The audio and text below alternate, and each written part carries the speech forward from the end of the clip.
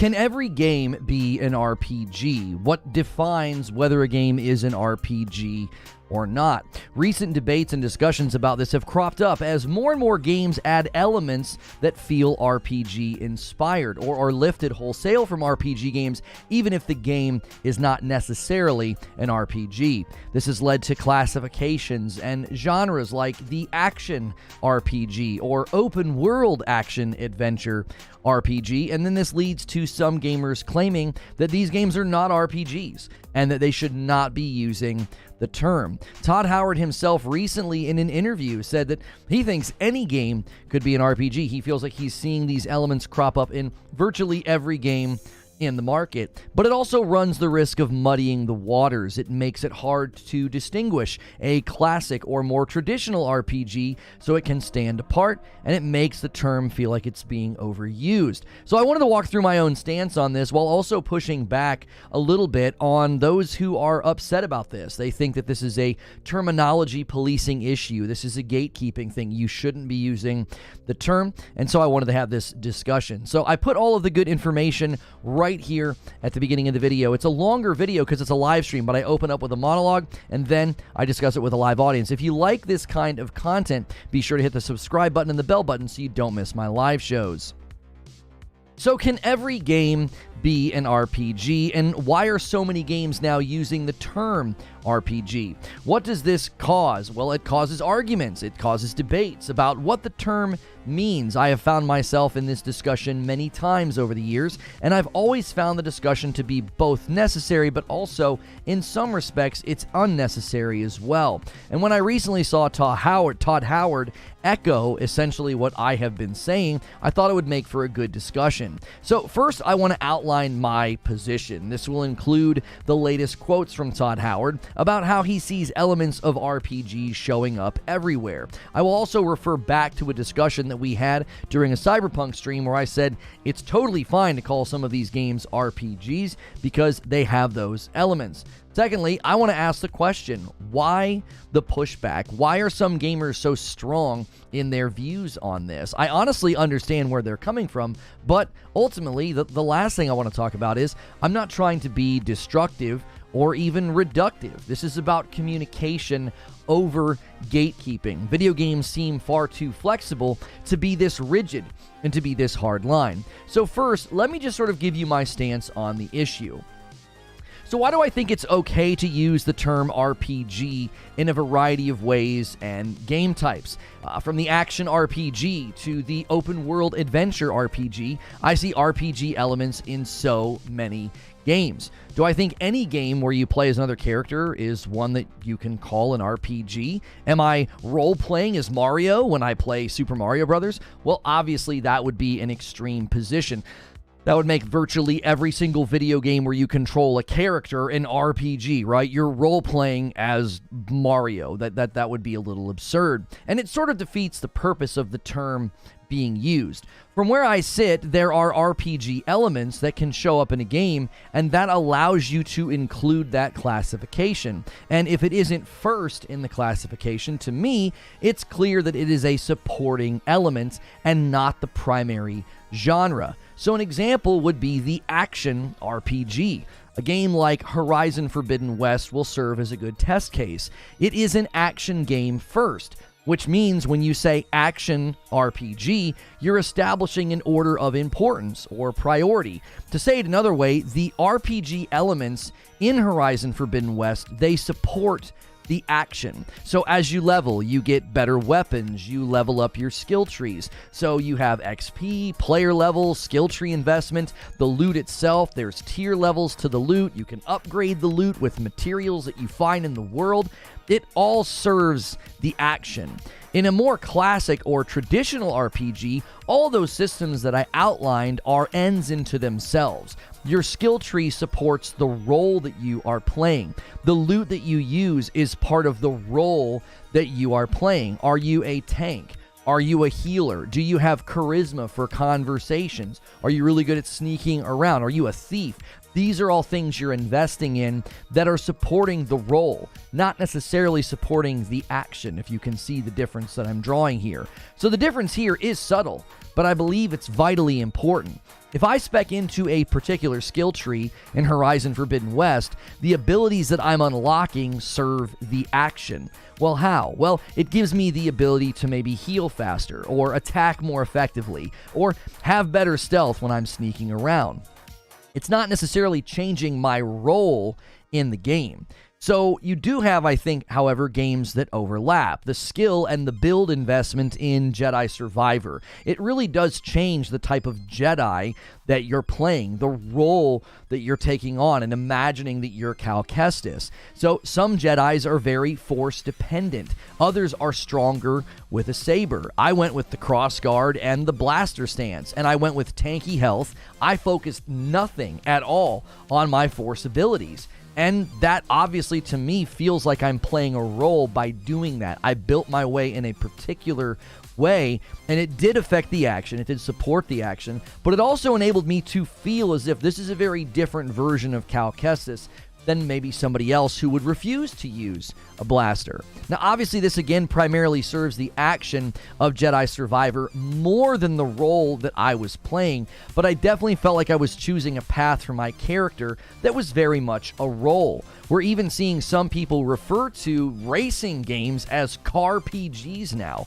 right? There are elements in these racing games where you're choosing a role, or you're leveling up, or you're getting XP, you're grinding, you're unlocking things, right? This works within the framework that I already outlined. The RPG elements are supporting the car game. It's a car game first, and then it has some RPG elements in it. You're not investing in playing like a particular role, like, oh, I'm an Italian racer with, a history of gambling or something, and you've got this big backstory and all these dialogue situations. You're primarily just grinding and unlocking things for your car to make the car better, to make it turn better, to make it faster, whatever.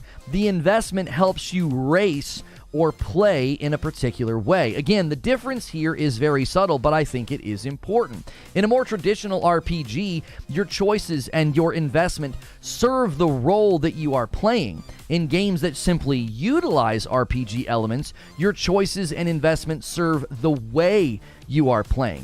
Do you see the difference?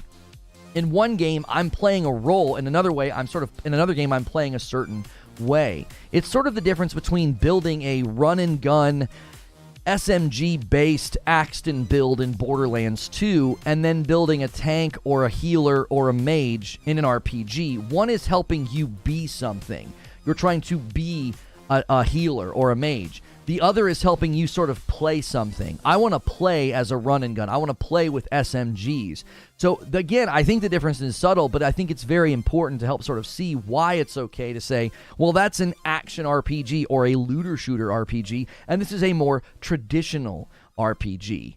I want to use an SMG and I want to run and gun versus I want to be a blacksmith healing focused mage. There's a difference between almost, it's to get philosophical, it's almost ontological, right? You're trying to be something. You want to be that thing in the game, and I'm just trying to play in a particular way. I really like this saber stance, or I really like these guns in Borderlands. Todd Howard is seeing the same trend that a lot of us are seeing, that a lot of what I'm talking about right now, it's showing up in all these other games. Every game seems to have RPG elements of some kind. In an interview where the question was posed to Todd Howard about the expectations for RPGs and how they're changing, Todd Howard had some remarks that sounded very familiar to things that I have said myself. He said, I think the genre itself has blended into everything. I can't look at a game that doesn't have XP and leveling up. Pick any game you want. They sort of blend in. I think this is part of the reason why some gamers are pushing back against the term being used so much, but more on that in a second.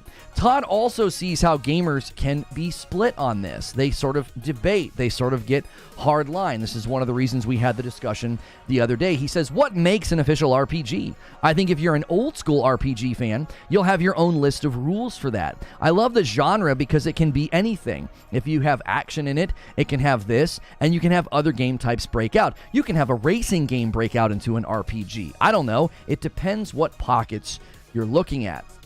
So even Todd Howard thinks that, like, listen, this genre can be anything, okay? Even a racing game can be an RPG, according to him. Now, there's obviously pushback on this notion, but from where I sit, I agree with Todd, and I think it's helpful to have this perspective. Anything can be an RPG, but that doesn't mean everything is an RPG. That difference is so key. When someone says, that game is not an RPG, well, you're right. It's not. It's an action RPG. So it can have these elements. It can be, but that doesn't mean every single game is. But this also means games can be so much more than just an RPG, and that's a good thing. So why is there pushback, though, right? Why are people fighting about this? The idea that any game can be an RPG is something that not everyone agrees with. Very specific criteria is listed. It's required for calling your game an RPG. What even developers who classify their game as an action RPG are basically wrong, according to this view. And it largely builds upon the idea of protecting the term. At a foundational level, listen, I really understand where you're coming from. They feel it really dilutes the use of the term, right? Well, every video game is an RPG then. That's what people typically say in this discussion. And obviously, they're kind of right? Overuse of a term will take its power and its effectiveness away. We fight enemies in every game, but we don't call every game a fighting game, right? We don't dilute terms down to make them so reductive. That would be confusing. It would be unhelpful. And from their perspective, the minute RPG is attached to a game, it comes with expectations. And subsequently, when those expectations are not met, the confusion ensues. The classic RPGs are insulted or they are harmed by this overuse. Even though I don't agree with this perspective, I understand where they're coming from. I love a good looter shooter. And if that label started getting slapped on games that were clearly not looter shooters, I would be annoyed, right? Hey, man, I bought this game thinking it was going to be a looter shooter, and it isn't a looter shooter. My response, however, is that gamers generally know what an action RPG is, or what an open world adventure RPG. They know it's not going to be a classic or traditional RPG game. As soon as I saw Baldur's Gate 3 billed as a CRPG, I knew it was not going to be the action RPG genre that I enjoy so much. Is anybody really confused or misled by Horizon Forbidden West being classified as an action RPG? Like, is anybody bewildered by that? Did they buy it and think, well, I thought this was going to be a top-down, turn-based CRPG because you threw RPG in the name? In my mind, it is basically a subgenre. It is not the genre, if that makes sense. But it's even more than that. I think one of the reasons people really argue so strongly about this is because RPGs have a history. And for those who disagree with my take on this, they feel that history is very important. They have journeyed to faraway places. They've played very specific roles, and they've experienced great stories. These games have shaped their perspective, their preferences, and ideas about what video games can be. And while some gamers enter this debate with an attitude of superiority or gatekeeping, I think some do take more of a posture of defense. Which is why my response is simply that my goal is not to be destructive or reductive. My view is more expansive and inclusive. The term is big enough and flexible enough to be used in a variety of ways. Words have a range of meaning, right? Not every comedy show or movie is the same. Some comedies are slapstick. Some are more dry humor. Some are more punchline driven, like a sitcom where they have the laugh track every 5 minutes. Now, I've even heard hybrids for shows like a dramedy, where there is a sense of drama and seriousness to the show, and yet it is still very funny.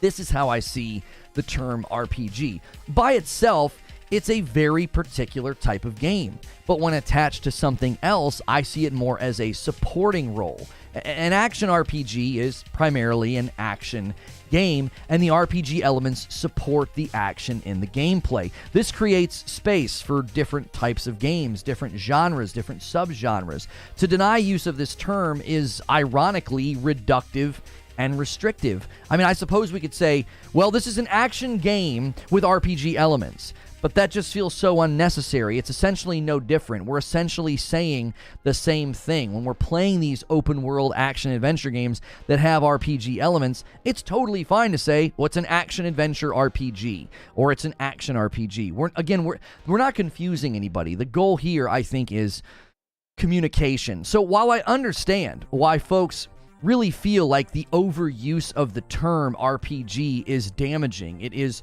sort of ruining the history of the greats and the ones that they remember so fondly, I think it's clear that the use can also be helpful in communication, but it also allowed devs and the people making the games to expand into new ideas, new game types, which to me is a welcome thing. But ultimately what I'm getting at here is this is about communication over gatekeeping. Whenever we speak about video games and we use terms and categories, they are always pre-baked with presumptions, preconceived notions. Is a game fun? Is a game hard? Is it an RPG? Is it a Metroidvania? Is it a rogue, right? Even within the genre of rogues, for example, there are vast differences in implementations of certain mechanics. And a term like Metroidvania was born out of the greatness of two classic games, Metroid and Castlevania, but it could be claimed about a game like Control or Jedi Survivor or Jedi Fallen Order. These games are described as Metroidvanias, but you would not describe them and think like, oh, they're going to be like Hollow Knight.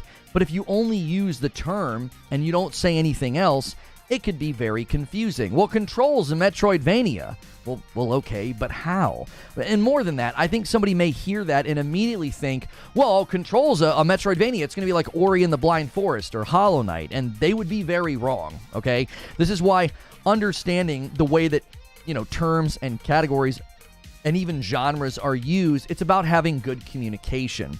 But it's also helpful to understand how language evolves and changes. So the great debate about what is an RPG and what is not, it really centers around a lot of presumptions or even beliefs about video games. And it makes sense. If the first Metroidvania you ever play is Hollow Knight, you might be confused why somebody describes Control as a Metroidvania. Typically, when it comes to a game, like someone would say, hey, okay, well, what Metroid elements does it have? Or they might say, well, it's an action-adventure game with some Metroidvania mechanics. Or they could say, it's an action-adventure Metroidvania. Nobody's going to run in the room and police that and say, hey, you can't call that an action-adventure Metroidvania. Well, we know what they're saying when they say that. If somebody said that Jedi Survivor or Control was an action-adventure RPG Metroidvania, or it was an action-adventure Metroidvania with some RPG elements, the point is all we're doing is giving classification markers for the game. The point is, all of these things sort of communicate the same thing, the same idea. The goal is to classify or categorize something. To sort of have a shared understanding is how communication is possible, and that also makes communication clear. So with regards to the debate about using the term RPG, when someone says Horizon Forbidden West is an action-adventure RPG, they're not trying to claim the game is just an RPG. They're not trying to claim that genre or that category in a way of like hurting the subgenres or the categories attached to it. They're simply saying, listen, it's an action-adventure RPG. It's got a lot of things in it. It's not just one game type. So when somebody says, funny enough, Horizon Forbidden West is not an RPG, you're right. It isn't. It's an action RPG. And there's a difference. Because the truth is, games evolve. They're going to continue to evolve. We have a lot of hybrid-style games right now. Take a game like Sundered by Thunder Lotus. I highly recommend people check out this game. Thunder Lotus made Spiritfarer, which is not at all like Sundered. Sundered is well worth your time if you like platformers, if you like rogues or Metroidvanias. It's kind of all of those things. It has Metroidvania elements, but it also has rogue elements. And it's neither of those things by itself. I even saw the tag on the game on Steam this morning when I looked it up, Roguevania. And I think that captures the point beautifully. When I say it's a 2D Roguevania platformer, you have an approximation of what the game will be. And in the same way, if someone says, well, Horizon Forbidden West is an open-world action RPG, zeroing in on RPG and policing its use, it just seems contrary to every other game game classification used right now. Third-person, rogue, action, bullet hell. What game did I just describe? It's a third-person, rogue, action, bullet hell. Well, if you guessed Returnal, you've sort of proven my point. Creating hard lines, I think, can be helpful. It makes perfectly clear what type of game that you'll be playing. When I hear turn-based CRPG, I know exactly the type of game that it will appeal to, the type of gamer that is going to enjoy it. And without these terms, game classification would be impossible. So it makes sense why fans of the RPG genre feel the need to protect it. But ironically, it helps classic or more traditional RPGs stand apart by allowing RPG to be used in the way that it is today.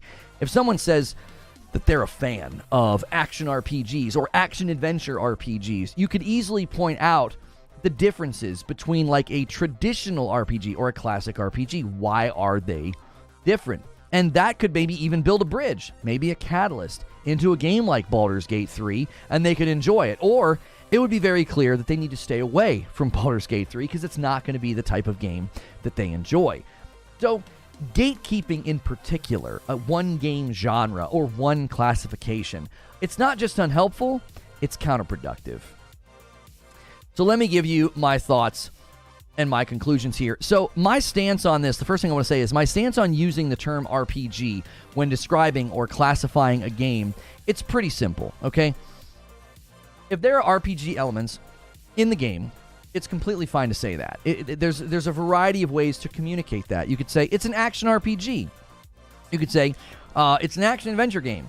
You could say it's an action-adventure game with RPG elements. You could say a variety of things to communicate that this is an action-adventure game that also includes RPG things, elements, or mechanics. They both achieve the same goal. I was never trying to argue, I've never tried to argue this as sort of a hard line of any game with RPG elements is an RPG. That's such a reductionistic view of everything I've said as well as the argument in general. Because RPG by itself is honestly unhelpful. You have a classic RPG, you have traditional RPG, you have turn-based RPG, you have open world RPG. They're all very different. Skyrim is an RPG, but so is Baldur's Gate 3. They are very different games with very different approaches to content, to storytelling, to player volition. So if I say, well, this one is a turn-based RPG, a top-down turn-based D&D RPG, and this one over here is an open world, more adventure-style RPG, or it has more action elements in it because it's not turn-based. We're defining what the game offers. We're not trying to gatekeep. We're not trying to police what a game is called. It's always about communication from where I sit. The second thing I want to say is I get pushback, okay, on this. And I understand it. I acknowledge that some gamers, in their mind, they are defending something important to them. There's nothing inherently wrong with that. But like so many things these days, it becomes a space for gatekeeping toxicity, which is no longer a discussion or communication. It's just unhelpful and divisive, which isn't really the goal in using categories like RPG or rogue or action game. The whole point is to make it clear what type of game we are talking about and what it offers. Does it excel and innovate on the rogue elements? What about the RPG or the action elements? How satisfying is the Metroidvania aspects of Control? If you don't use these terms, if you don't use these categories, it's really hard to discuss and judge games on their merits and on their goals, what they set out to do. An example would be games that just throw certain things in for the sake of doing it. They're just like, well, yeah, we threw in a skill tree, but if the skill tree is not impactful, okay, it's good to know there are RPG elements in the game, because then you can say they really failed to do this well. It's just sort of here. It's just sort of a mishmash of a bunch of different game genres. Nothing is excellent. Nothing has been drilled down upon. We've seen this with Cyberpunk 2.0 update and Phantom Liberty.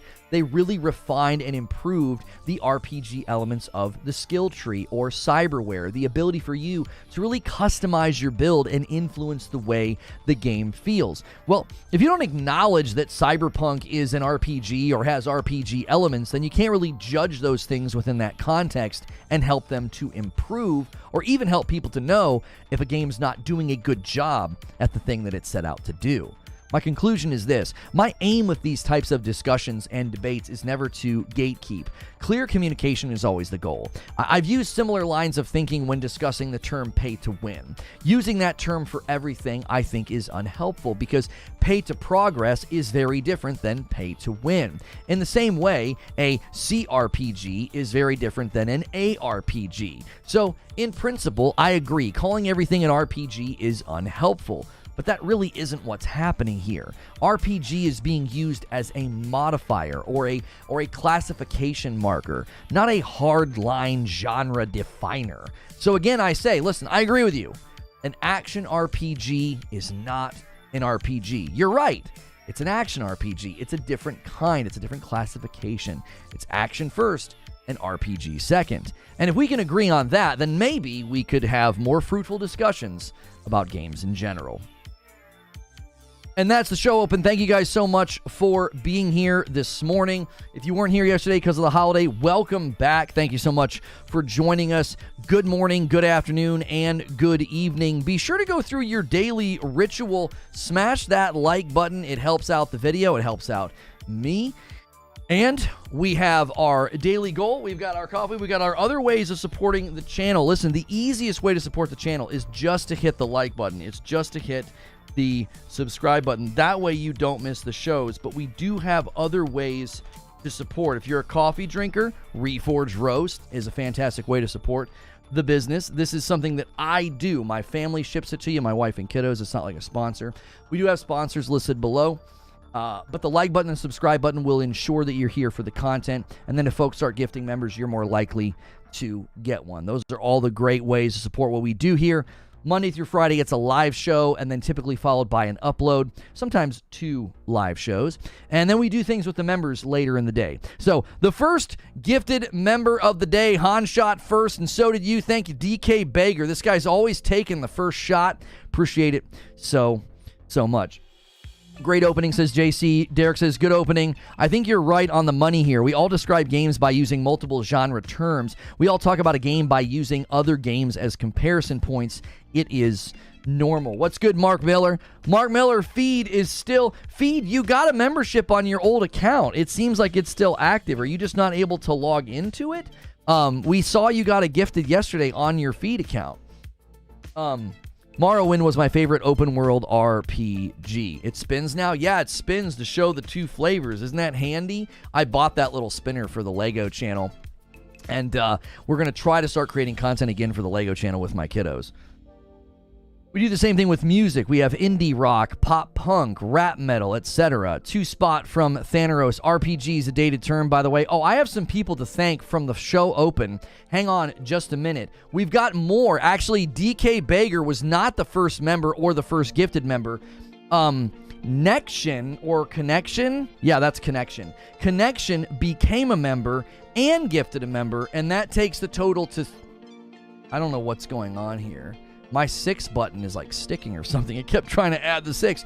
Thank you so much, Connection, for becoming a member and then gifting a member. That's so generous. And during the show opening monologue, Thorn did a super chat of $20. Says, for me, RPGs places narrative freedom above gameplay. A visual novel or CRPG would always be more of an RPG than Diablo or Path of Exile. JRPGs are just linear story games, and your ARPGs are just traditional dungeon crawlers. Right, but then they also refer to a game like Horizon Forbidden West as an action RPG, and that's not a dungeon crawler. That, you know what I mean? Whoops, joined and gifted during the opener. Nope, you're good. You're good. Thank you so much for doing that. I should be better about checking that after I'm done with the show open. I forgot to do it. We'll be streaming Lords of the Fallen. I would like to. We might have to do that Friday morning. I think that's when it'll become available. But yeah, like when I think about using different terms like that, even saying what you just said is also kind of restrictive. It's like, well, ARPGs are dungeon crawlers. Oh, okay, but what about a game like Horizon Forbidden West? It classifies itself as an action RPG. It's certainly not a dungeon crawler. Right? I get what you're saying. Like when we look at Diablo and Path of Exile and Last Epoch, it's like, oh yeah, those are ARPGs. It's, instead of being a turn-based RPG, it's an action RPG. Why? Well, instead of waiting your turn and rolling a dice, You are part of the action. The focus is on the moments to moment, and you're in charge of that. You are no longer stuck in a turn-based environment. That's generally why we create that delineation, so that you know when you play this game over here, you are not going to be like running up to a bad guy and then doing turn-based. That's not action-oriented. That's turn-based oriented, which harkens back to D&D and rolling dice and playing on a tabletop. And we've moved away from that in many cases. I mean, Baldur's Gate 3 obviously showing that you can still do it and do it rather well, but that doesn't mean that that's the only way you can do an RPG. I think that's where some people, honestly, land so rigid on this. For me, it's stats that define an RPG. Well, and that's the thing, right? Like, even RPGs, even like classic RPGs or more traditional RPGs, some of them don't have the things that people say are required. They're like, well, I need to be able to make decisions and control the narrative and play that role. Like, I want to be let's say you're playing Mass Effect and you're being Renegade and you're romancing everybody, right? You're dictating what happens in the narrative and in the unfolding story. Well, there's tons of RPGs where you don't do that. So as soon as you make that a defining attribute, it's like, well, you just said a bunch of RPGs are not RPGs then. Do you see? It's like, as soon as you try to be rigid with the term, you're going to back yourself into an awkward corner where you're going to try to argue that, like, Mass Effect is an RPG, but then what about the traditional Final Fantasy games? Are you changing the narrative there? No. I mean, you're playing a role, and it's turn-based, and you're leveling up, and you have stats, but you're not determining the outcome. They're not like saying, let's kill this guy instead of that guy. You're not making those types of moral decisions. It won't let you copy and paste on mobile. Oh, you're trying to repost something? I just got to make sure you're never calling them just RPG. Got to say ARPG every time. People don't like other people lumping in games, and they don't like games that those people hold dear. Thorn with another super chat, with a $20 super chat. Thank you so much. I would say it's not an ARPG. It's just an open world game. Just because a developer labels it something doesn't mean it is. And it's why the term has become so watered down and people are so protective of it. I find that to be a confusing position. Why do you think you're the arbiter of the term and not the people making the game? Like, if I make a board game and I'm like, yeah, it's basically a chess checkers hybrid, and you come in the room and you're like, you can't say that, it's not chess. And I'm like, I'm not saying that it's chess. I'm saying that it's a chess checkers hybrid. I'm calling it chessakers. I'm calling it Cheskers, right? There we go. Here's my new game. It's called Cheskers. You can't call it a chess checkers hybrid. You can't say chess. It's not chess. It's like, well, I don't understand. I made the game. So if they make the game and they include all these RPG elements, and they're like, okay, these RPG elements are going to support the action of Horizon Forbidden West, it's not purely an action game. Because that's too simplistic, right? You're almost insisting that they narrow down their classification simply because you say so, and I don't understand that. If they make an action game with RPG elements, multiple skill trees, tier levels of loot can be invested in, upgraded. You can literally farm for materials. I can go and fight specific enemies in Horizon Forbidden West, get those materials and those parts and those pieces, and level up my armor, level up my weapons, level up my equipment, level up my pouches. Everything at that point is served, the action elements of the game are served by those RPG elements. Well, now I can carry more ammunition. Well, now my weapon is stronger. Now my weapon has certain elements on it. I can actually put mods, essentially mods, on my weaponry and my armor to make me more resistant to certain things. These are stats. These are RPG elements you find in many games. Well, this armor is resistant to that, and this weapon doles out this element, and that element is stronger against this enemy type. These are all RPG elements of a game that are supporting the action of Horizon Forbidden West. It's not just an action game anymore if it has all of those various pieces and parts. It's far more complex than that. It's just like if you just call Baldur's Gate, yeah, it's an RPG. Okay, but what kind? It's a CRPG. It's a turn-based CRPG. Well, that makes it easier for people to understand the kind of game that it is. So when someone says action RPG, it's like they're trying to signify to you it's an action game with RPG elements. They're not trying to dilute the term RPG. That gatekeeping just doesn't make any sense to me. Do we do that with rogues? Are fans of rogue games doing that? You can't call that a rogue. No, nope. Well, there's roguelike, there's roguelite, there's Roguevania. Like, I learned that this morning. I love Sundered, and I looked up Sundered, and I was like, oh, wow. Sundered is a Roguevania. You can't call it a rogue. Why? Well, because when you die, you don't truly start over, so it's not a rogue. Okay. I mean, when they call it a Roguevania, is anybody confused?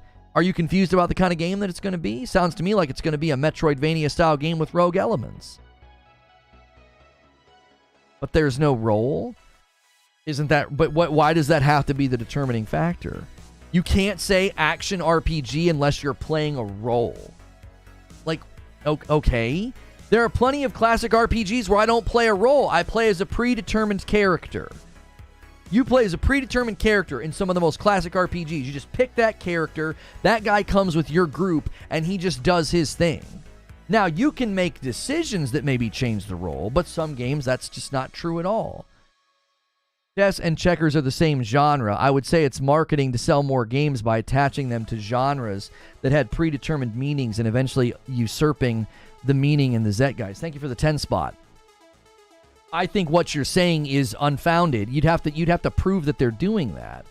You think that when they make Horizon Forbidden West, what they're trying to trick people?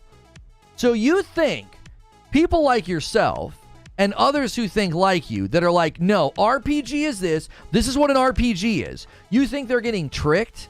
They see a commercial for Horizon Forbidden West, and they see it described on a wiki or the Steam page as an action RPG, and they're like, you think they're getting tricked or duped into buying the game? I think what you're saying sounds absolutely...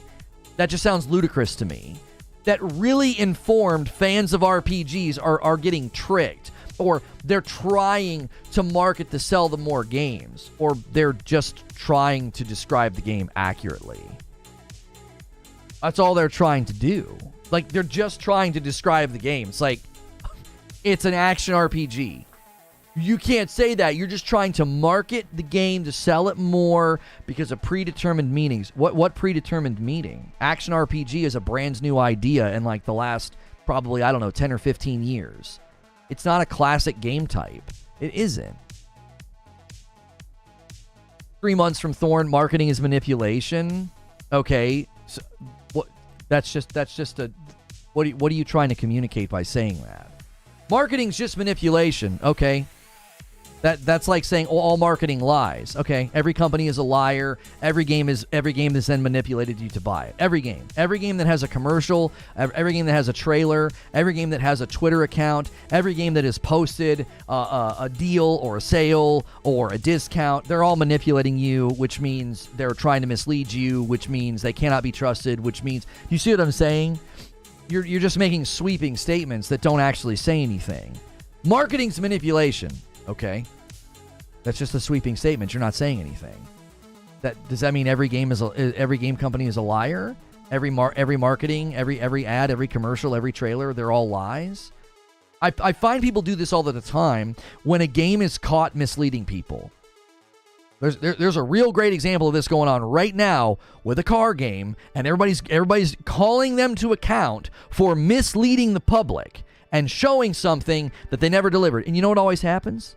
Oh, every game lies. Every company lies. Really? I don't know if that's true. I've played plenty of games where the trailer looks exactly like the game. I've played plenty of games where the gameplay they showed me is exactly what I got. I don't think that that's true. I think that's a hand wave. That's an easy way to basically say, like, well, everybody lies, so it's okay that this happened. That's not true at all. Final Fantasy isn't an RPG. Yeah, that's what people were saying the other day, and I'm like, man, we're really going full here. We're really going full if we're going to be so rigid with what can be called an RPG. If we're like, yeah, well, Final Fantasy's not an RPG. What? Since when? Well, what is it then? That's my question. What are these games then? If Final Fantasy's not an RPG, if Horizon Forbidden West cannot be called an action RPG, what is it? It's just an action game? What does that even mean? There's so many different action games out there. There's so many different types. What kind is this? Well, it's an open world action game with RPG elements. Well, just frickin' call it an action RPG then. Is that all we're going to have to do that every time? Well, it's not really a rogue. It's a platformer Metroid. It's a platformer with Metroidvania elements and rogue elements. Why not just call it a 2D platformer Roguevania? Why not just do that? That's the point I'm trying to make, is these classifications are about accurately communicating. They're not about misleading you. They're not about tricking you. They're not about diluting what an RPG is. Is anybody right now confused when they see marketing and they're like, well, Horizon Forbidden West is an RPG, so it's going to be like Baldur's Gate 3, or it's going to be like Octopath Traveler 2. Is anybody confused? Is anybody misled? No. We're creating a false sense of a problem. Like, this idea, like, you want to talk about fake outrage, like, this is fake outrage. Absolutely nobody is looking at Horizon Forbidden West and be like, well, it's an action RPG, so surely it's going to be just like Baldur's Gate 3, because Baldur's Gate 3 is also an RPG. Nobody even thinks like this. The only people who think like this are people who deal in very, very hardline absolutism, and they're like, well, that's not an RPG, so you can't call it that. You're right, it's not an RPG. It's an action RPG. There's a difference. You're right, this is not a rogue. It's a Roguevania. You're right, this is not a Metroidvania. You're right, it's a Roguevania.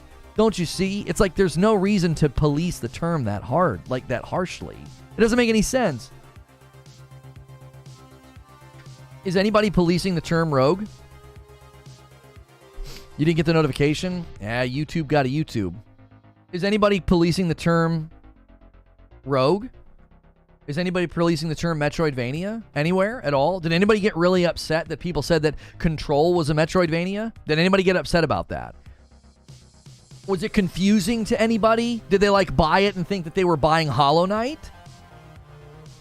Did that happen? Eugene says, someone describe Jedi Survivor for me. Right, like what kind of a game is it then? What's Jedi Survivor? What's Horizon Forbidden West? What are these games if you can't call them action RPGs? We police rogue, roguelite versus roguelike. Right, which is why you have classic RPG, traditional RPG, JRPG, action RPG, open world adventure RPG, right? We're all using the root and saying, well, it's not really like a classic or a turn-based. It's an action game with RPG elements. It's just faster to say action RPG. Thorn with a 10 spot. The exceptions prove the rule. They put it on the box to sell more. Marketing can't be trusted because the majority of the time it doesn't represent the final product. Final Fantasy has no narrative freedom. They put it on the box. Now you're just saying things that aren't true. What do you mean they put it on the box? No one's going to the store and grabbing those shell clam cases and flipping it around and being like, ah, it's an RPG. I don't think that that's true. What do you mean it's on the box?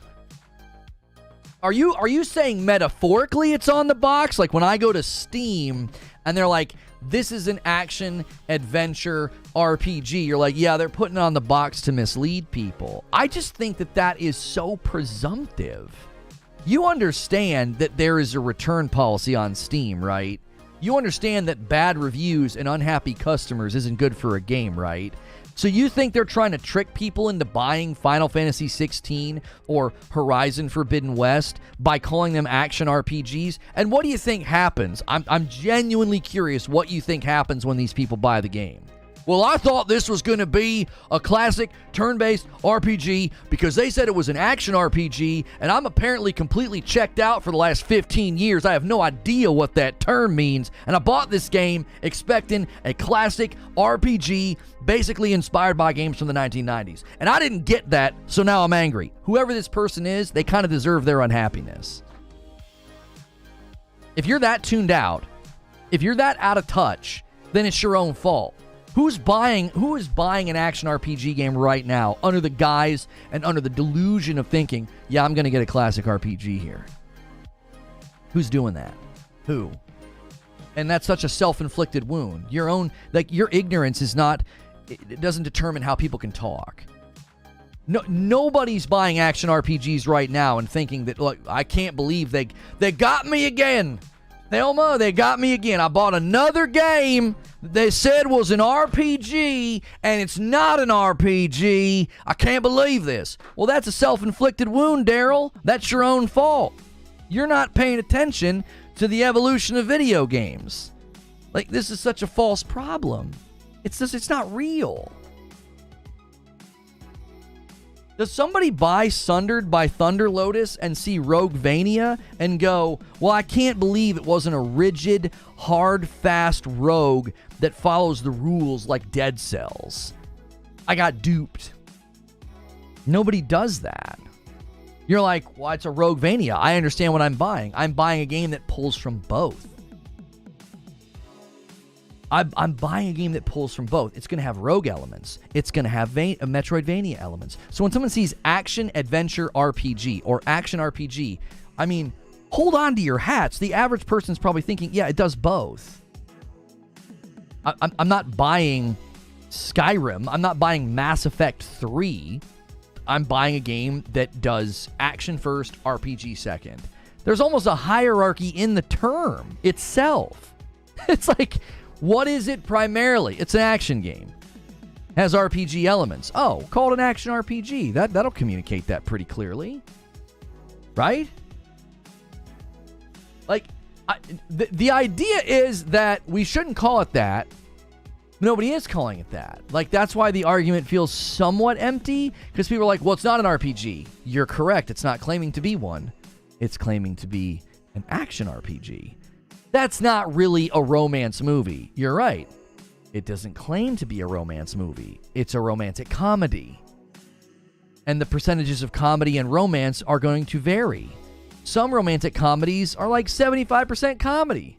Some romantic comedies are like 75% romance. You don't go to a rom-com thinking, this is going to be real serious. It's going to be it's going to be so romantic and so tantalizing and so charming. No, it's going to be comedy. Somebody's going to slip and fall down the stairs or something. Like, weird things are going to happen that are not at all focused on making, like, the game romantic. Or you go to a romantic comedy, or you can be like, I can't believe that there was romance in there. Like, no one's confused when they do that. No one's confused when you take two things and kind of bring them together. Hybrids exist. They exist everywhere in gaming. This is seemingly the only place. Where we're like, no, you can't do that. RPG is like sacred, apparently. Solemn says, as long as they call it ARPG, I got no problem with that. Only when they try to say just RPG. It's a subtype of RPG, but not an RPG itself. Someone looking for an RPG likely isn't looking for Destiny. Whatever the biggest identity of the game is what the classification should be. It's going to fit multiple, but only referred to as one. Hence, gacha games, which are not what the company sells their own games. All right, well, here's the deal. When we... Okay, this is actually a question for the people that are, like, defending RPG. What is an RPG, then? What is it? Because the definition... Okay... And I'm not doing appeal to a definition, but I'm going to read the definition just to kind of help us here, just to give us some framing. Guys, could you guys do me a favor and smash that like button and get us to 200 likes and hit subscribe so you can talk in the chat. Those are the easiest ways to support the channel. It's super easy to do that, and it's free. Now, if you want to join the channel as a member, that's a separate button. That's not the subscribe button. That's the join button. You can also gift some members as well. Every 25 members, I gift 5 back to the community, so that's why that 25 gold down there in the corner is there. So the definition of an RPG game, when I went to Google, a role-playing game is a game in which players assume the roles of characters in a fictional setting. Players take responsibility for acting out these roles within a narrative, either through literal acting or through a process of structured decision-making regarding character development. Now, if you rigidly apply that, there are so many games that you consider an RPG that aren't.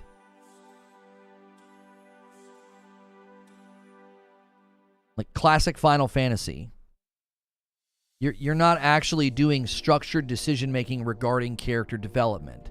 Now, you could say generically you are, because you're leveling, you're equipping, you're taking different people and playing with them instead, right? You're investing in certain characters, and as you play with those characters, they level up. You could call that character development. But it's talking about you taking a role within the narrative. You either literally act it out, like when people do role playing with Dungeons and Dragons, and you have a dungeon master, and they put a lot of gravitas and acting into it. But structured decision making regarding character development. Now you could say, "Oh, but you're spending skill points. That's character development." Careful now. Careful. Because you're giving a lot of ground to the action RPG when you say that. Are you making dialogue choices in those games that changes the character development, that changes the story? There are plenty of RPGs where you don't do that. There's plenty where you don't. There are games where it's extremely important, like Mass Effect. What you say, what you do, will literally, you have morality decisions. Are you going to go hardcore renegade, right? Are you going to romance this person? Are you going to be mean to this person? Are you going to agree? Do the job they're asking you? You're doing all of those things.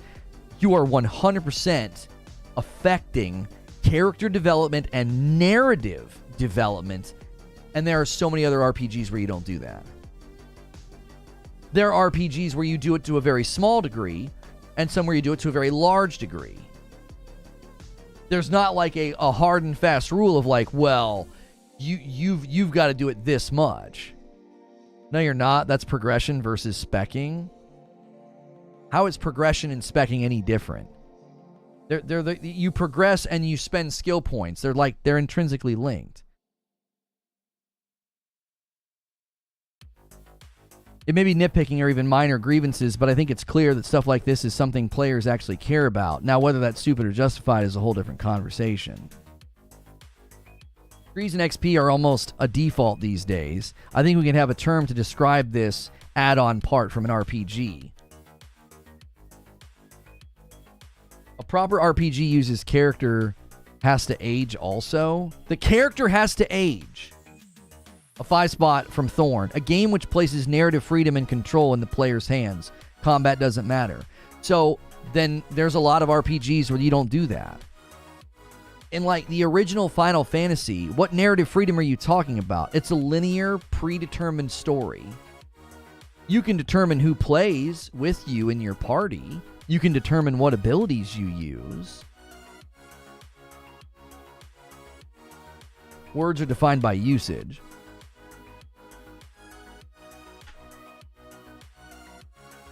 Do you see?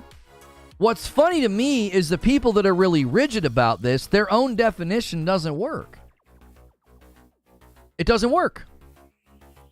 There are plenty of RPGs where I don't have any control over the narrative. I can control what I'm doing. Healer, tank, mage. I can control what I'm wearing. I can control the loot that I'm using. I can control my skills, my skill tree, my investments in those things. And that affects my role, right? I'm investing in a tank build. I'm investing in a healer build or whatever.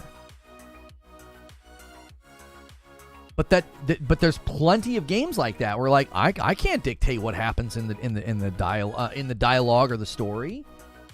Yep, they aren't RPGs, which I believe is a position that has walked itself off of a cliff. That position doesn't make any sense to me. To go that distance and to say, yeah, Final Fantasy 1's not an RPG, then what is it? What is it then?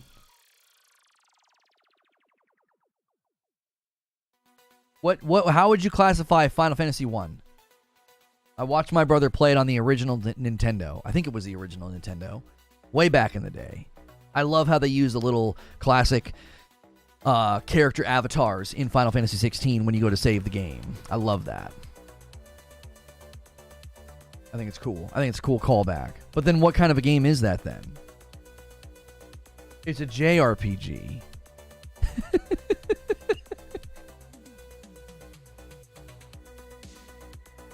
Is there a huge definition given by game makers, like a company, that states what an RPG or other genres are? No. Is it a turn-based RPG? But you're still using RPG. That's no different than me saying action RPG. You're tacking it on at the end. FF1 is a JRPG, not an RPG. Very different. It's a sandbox game. Okay, hang on a minute. Hang on. I am genuinely interested. So you think that it's a sandbox game? We got to establish something right now. We have to establish something right now. The way that you define games, if that helps you make a decision, if that helps you know what games to buy, what games not to buy, I don't want to stop you from doing that. But in the grand scheme of things, in order to have communication, we have to have agreed upon terminology. And defining Final Fantasy 1 as a sandbox game, I don't think I've ever heard that before. That what happens is when you come up with all of your own definitions and classifications, that might be helpful to you, but it's not helpful to communication. We can't have any clarity of thought, any clarity of communication at all if everybody's just like making up their own words and terms. You're like, well, that's not an RPG. Well, what is it? Well, it's a sandbox survival game. Huh? It's a sandbox shooter. What? Yeah, you shoot stuff across the screens. I mean, to me, it's a shooter. Oh. You see what I'm saying? Like, I'm being hyperbolic, but you understand the point that, like, you can define a game however you want if it helps you decide what to buy and what not to buy. So when you look at Horizon Forbidden West and you say, that's not an RPG, okay, if that helps you make a decision, great. But when you come and talk to me about it, I'm going to be really confused. I'm going to be like, I don't understand. The developers called an action RPG and has all these RPG elements that support the action. That hybrid just makes sense to my mind. It's logical. It's sound. JRPG literally has RPG in the name. That's what I'm saying. JRPG is literally a modified RPG, which generally JRPG is intended to communicate differences in storytelling, combat, and style, like maybe even art style. But generally, like when you look at a JRPG versus like a Western RPG, they're RPGs that have different approaches to things, and those tropes and those trends are why we do that. So when you play a game that is more JRPG, you'll notice very flamboyant combat with lots of numbers and lots of flourishes. Okay, Western RPGs tend to be more, especially if they're action-oriented in third person, they tend to be more heavy on the combat, like big, huge swings, and more of like a bombast. They're both very cinematic, but their approaches to the cinematic nature of the combat's very different. Then, the method of storytelling is very, very different. Like Westerners, we want it to be a lot faster a lot of the times. We want real quick, get through the dialogue.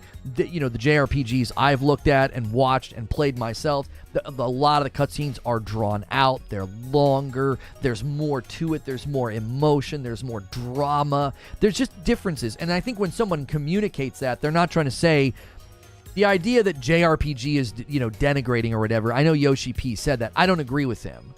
All we're determining is differences in art. Like, there's a big difference between Japanese cinema and Western cinema. So if you're like, yeah, that's more of a Japanese style cinema or a more Japanese style movie, you're not being dismissive. You're not being like discriminatory. You're classifying so that you can say, this is what you should expect to get from this. Asian cinema tends to end, a lot of it that I've experienced, a lot of the older style movies, especially if they're like black and white or even some of the kung fu movies, they're very, very much drenched in sorrow. They tend to end on a sour note or sadness. And Western cinema and Western storytelling is far more happy ending. Everything gets resolved. Those differences are fine to delineate and point out. Insomniac Black with 25 months in a VIP. If we're going to say that is an RPG, you must be playing a role. Then technically Pokemon isn't an RPG either. Difference in style, not genre. Yeah, so if you say here's a Western RPG and a JRPG, they're very much in similar genre funnels. Like, you got to think of a genre funnel as having subgenres, right? You have the giant arching RPG. And right underneath that, you have probably the more long-standing category, the more long-standing, broad category, which would be more traditional, more CRPGs, more classic RPGs. And then beneath that, you're going to have like the newer iterations of that we've seen with the turn-based, but you're maybe not making all these decisions with your character. You're not determining the story. You don't have all these dialogue options, right? And then beneath that, another subgenre would be like, well, there's action, there's open world adventure. These can be RPGs as well. You're not doing turn-based. You're not making decisions in the dialogue. You're going through the story. You see, it's like there's subgenres within the genre. So policing RPG, I always think somebody's going to break their back by arguing this hardly, because you're basically arguing an incredibly small percentage of games are RPGs, and classic games that we consider RPGs like Final Fantasy 1, well, it's not. Because you're not determining the narrative. You're not controlling the narrative. You're picking predetermined characters. You didn't make those characters. You're picking a character with the name. And that's just it. You're just going through the game as that person. Baldur's Gate 3 is turn-based CRPG. Mass Effect is action RPG third-person shooter. Over 27,000 games have the RPG tag on Steam, says Hilly. You don't even play as Ash in Pokemon. You play as your own character, and you even name them in Pokemon. Oh, did somebody say you play as Ash? And I was referencing Final Fantasy, where you pick characters that already have names, and you determine like who comes with you. Somebody asked about Pokemon. Pokemon would be considered, I think, a turn-based RPG, because you're taking Pokemon and you're throwing them out there and you're fighting. So it's got the turn-based, classic turn-based setup with the little windows, and you're going through and picking your abilities, and then they level up. And then you have different inventory and things you can use to heal and survive. Oh, somebody else said. Yeah, the last time I played Pokemon was... I played Pokemon Blue on a Game Boy Color. That was a long time ago. Guys, we are an hour in. Thanks so much for a great turnout for a discussion today. This was not like a major gaming news headline. This was more of like a discussion topic, like opinion-based topic that I thought would be fun to discuss. If you want to come in and join the discussion, just make sure you hit the subscribe button. We are discussing, can anything be an RPG? Why are we policing the term RPG so much? I basically opened the show and said, listen, I understand why people are doing this. They're worried about it being, diluted and harmed. And if you've never done a membership before on YouTube, that's a great way to support the channel. It's $5 and it gets you into all the members' content. You can always upgrade to the other tier levels. If you start to enjoy that extra content, you can kind of sample it first. Maybe get a gifted member. Maybe give some members if you've enjoyed the content a lot here. If you've received gifted members in the past, you can pay it forward. And then smash the like button. And then we've got coffee and sponsors. All that's linked below. But the easiest way to contribute is just to join the conversation. Hit subscribe and chime in with what you think. Final Fantasy 16... only one that people would consider not an RPG. They're wrong, as you're limited by the avatar that you choose. Yeah, I've seen people say they don't think Final Fantasy 16 is an RPG, which I just find that to be confusing. What is it then? What kind of a game is it? Thanaros with a $10 super chat tip says, I think the confusion is that there isn't a genre-defining game. Like, classic Mario is a platformer. Doom is known as an FPS, but what game is unanimously known for being an RPG? Yeah, Steam tags are user-defined, but a lot of the times, Hilly, you can go to those games, and even the developer refers to their game as an RPG. I literally had someone this morning, I believe it was Thorn, that said, I don't care what the developers call it. It doesn't, or maybe I'm phrasing that wrong. It was basically like, it doesn't matter if they call it an RPG, it's not. So it's like, in general, I don't get that level of why are you the arbiter of the term? The term is simply meant to enable us to communicate about games. Like, that's all the terms are there for. It doesn't need to be a gatekeeping issue or a siloed issue. The RPG elements in Final Fantasy 16 are so minimal, I'd rather them classify as an action game like Devil May Cry or Bayonetta. So what do they call it? What do the devs refer to it as? Final Fantasy 16. Do they refer to it as an action RPG? Do they refer to it as an RPG? How do they classify it? Yeah, I'm seeing action role play. The wiki says it's an action role playing game. Final Fantasy's official website. The first fully fledged action RPG in the mainline Final Fantasy series. Again, to me, action comes first, so they're not committing any error. It's an action game first with RPG elements. The RPG elements support the action. There's nothing wrong with that. I feel like that hybrid is totally fair. The official Final Fantasy website classifies it as an action RPG. That to me is completely legitimate. Action game first, RPG elements. And the RPG elements support the action. The RPG elements are not supporting the classical sort of idea of I'm going to determine the story, I'm going to determine the type of character I am. Clive has already been determined to be who he's going to be and how he's going to respond to stuff. You're not in charge of that. Mipsy with a $5 super chat tip. I have the same issue with the term MMO. WoW is an MMO, massive multiplayer online game. Calling Destiny an MMO is kind of dumb because 6v6 is the largest. Mipsy, I'm going to push back, though. They don't call it an MMO. They call it an action MMO. I feel like the minute they do that, it's making it clear. They're like, this is not a traditional MMO. It's an action MMO. Well, what does that mean?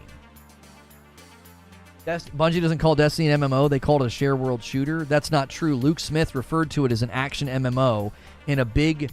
when they went independent, they did a big 20-minute or longer video, and he referred to it as an action MMO. That's the man in charge. That's how they view the game. Yo, it's good, Captain Steve. Role-playing can be anything. Heck, I role-play when I live stream. I take my voice up an octave, become Captain Steve, rather than monotone normal Steve. Any game where you play as a character in an alternate world, I would say is role-playing. So, Spider-Man... Are you Spider-Man in real life? No. Then you're role-playing as Spider-Man. Yo, Victory with the $5 super chat tip. There's no point saying RPG elements anymore. Nearly all major games have elements in them once unique to RPGs. That's not true, which is why I think it's good to point it out when they have those elements. Not all games have RPG elements. So it's good to say what ones do have it. And I want to push back on what Captain C said about Spider-Man. I think there's two extreme ditches that we can fall into when having this discussion. One of the ditches is a very rigid definition of RPG that makes it to where, well, Final Fantasy 1 is not an RPG.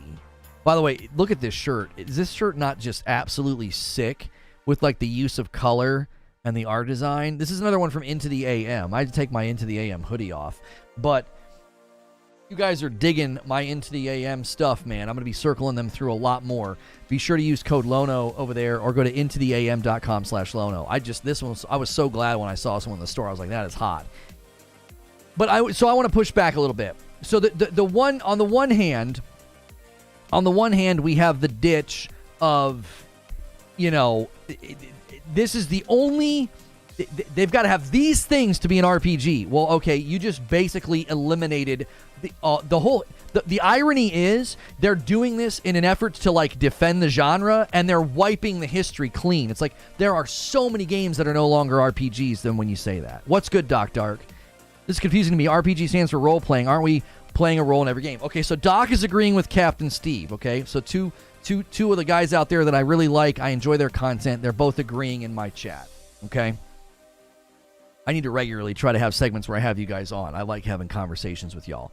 So they're on the opposite end of the extreme. So we got the guys over here being really rigid, and they're like, nope, no, only this is an RPG. And the irony is they take the history of the genre and they bump a bunch of games off. And they're like, nope, that's not an RPG. Final Fantasy 1 is not an RPG according to these people. Now, they might not admit that because they know they're committing like actual sacrilege when they say that, but according to their definitions, they go so rigid, you're getting rid of games from the past. The other ditch that we can fall into is, well, every game you're playing a role. I'm role-playing as Mario. I'm role-playing as Spider-Man. I'm role-playing as, Ori. in Ori and the Blind Forest, okay? So I don't find that to be helpful, and here's why.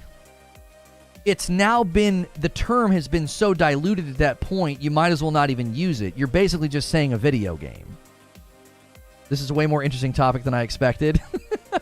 You're basically just saying it's a video game, because in virtually every video game, you're taking on the role of somebody, whether you're playing as Mario or Spider-Man or, I don't know, or Aloy. You're taking on, you're playing as a character that you are not. It's not you, okay? So that's the other problem is, I think one position is so rigid, yeah, Ori does have upgrade skills though, but Ori is a Metroidvania.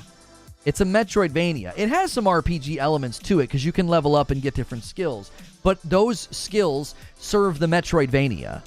Metroidvania refers to games that are basically, they're taking inspiration from the classic, Super Metroid and Castlevania games where new abilities and new powers enable you to retread and get into areas once inaccessible. Like, that's essentially a very quick, cobbled together definition of a Metroidvania.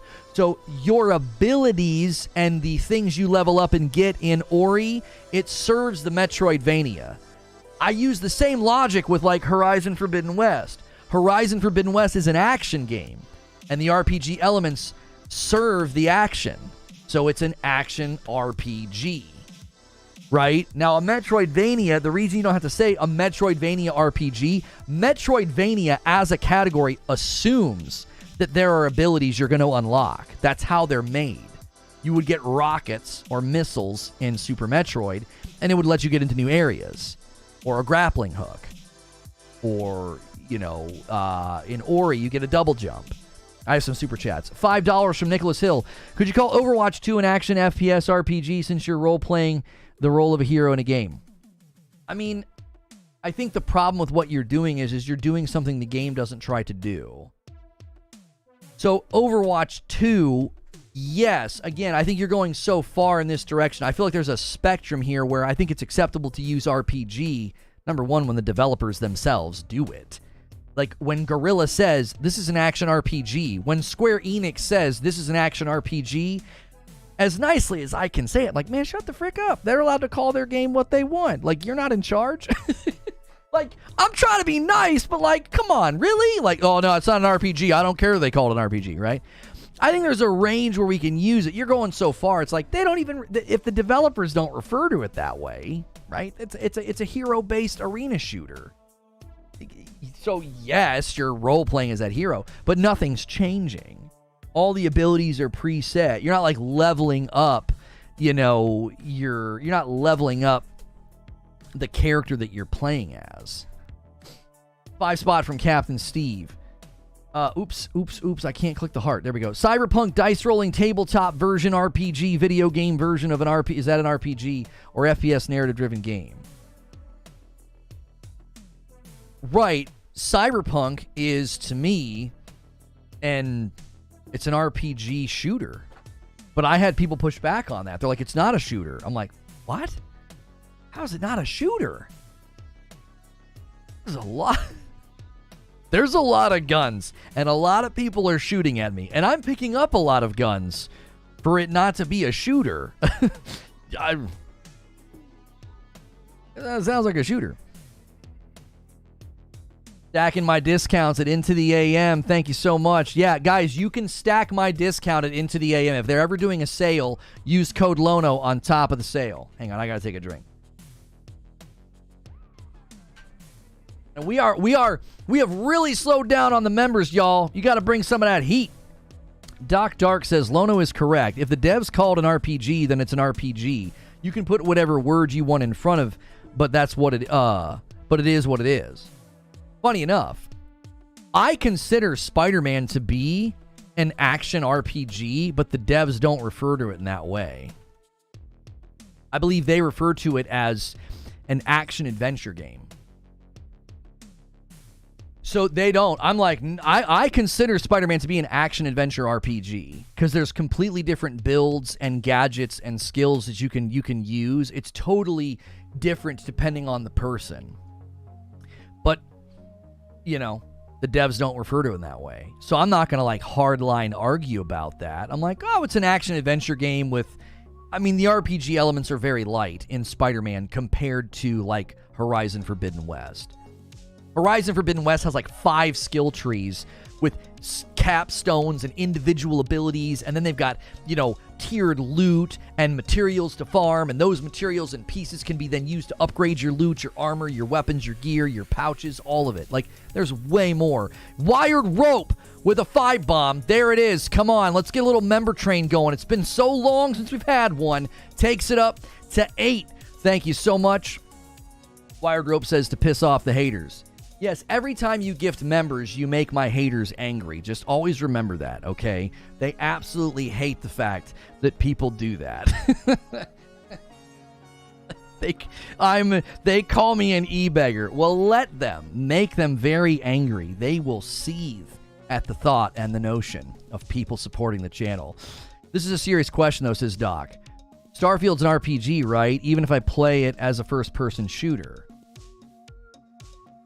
Okay, so I think there is genre classification, and then there is genre type. Does that make sense?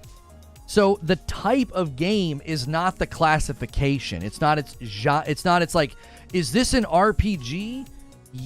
I'll give you an example. So Hollow Knight is a 2D platformer. That's the type of game that it is. We've not really gotten into the genre, the classification of like what's the game's essence. We're just saying this is the type. This is the mechanical description of the game. Hollow Knight is a 2D platformer, okay? But that is so mechanical. We haven't really gotten into the essence of the game. What's the game? What's the genre classification? What kind of game is it? Not what type. Like, this is so nuanced and feels really pedantic, but I think it's important. A 2D platformer doesn't necessarily mean it's a Metroidvania. Metroidvania is like the actual classification. You can have a 2D platformer that is a rogue.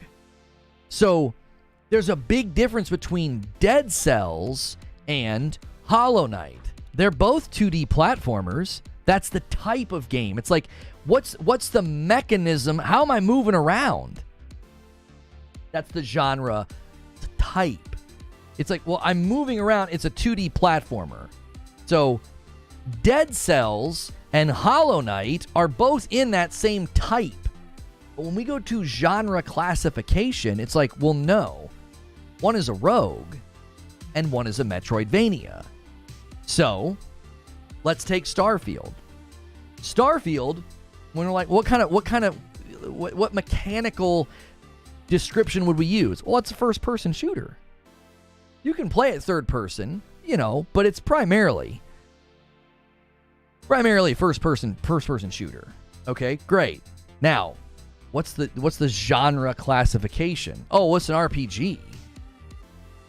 Yeah, you can get into conversations, you can betray people, you can bring people along with you, you can do side missions, main quests, you can determine the type of person you are, you can determine your backstory, you can determine your appearance, you can determine what you're carrying, you can determine your skill tree.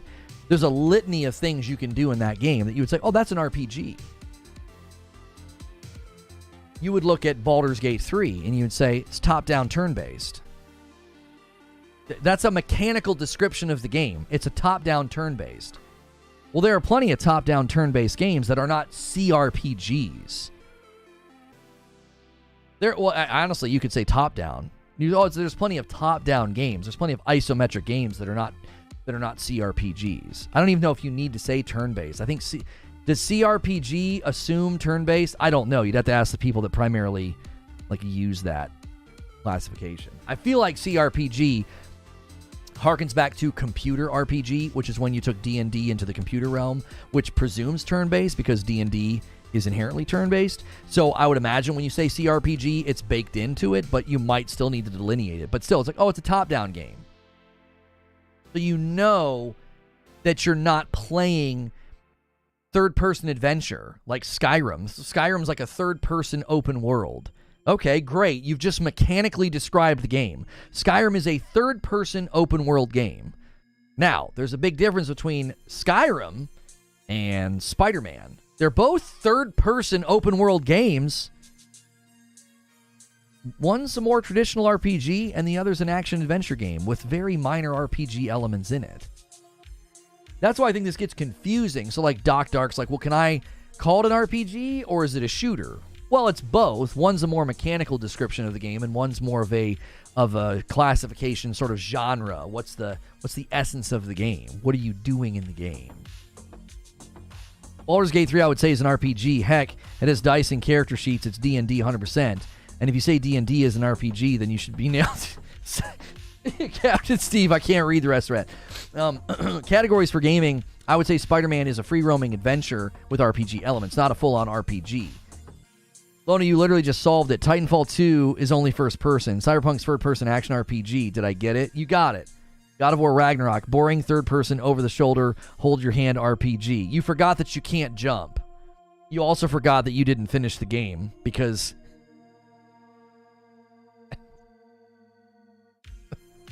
Thank you, DSB, for 14 months. Welcome back in.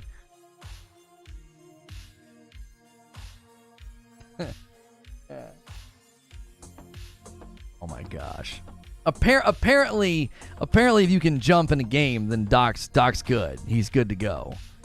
Which, I watched your video this morning, and you were, I believe you were talking about your son, and whoever they were, I feel like they honestly sound smarter than you. I think they need to start their own channel, because they said that they thought Ghost of Tsushima was amazing. And I thought, this guy's got some taste. You know, Doc over here, I don't know about this guy, but he's doing something right. If somebody in the gene pool is like, Ghost of Tsushima is amazing, right?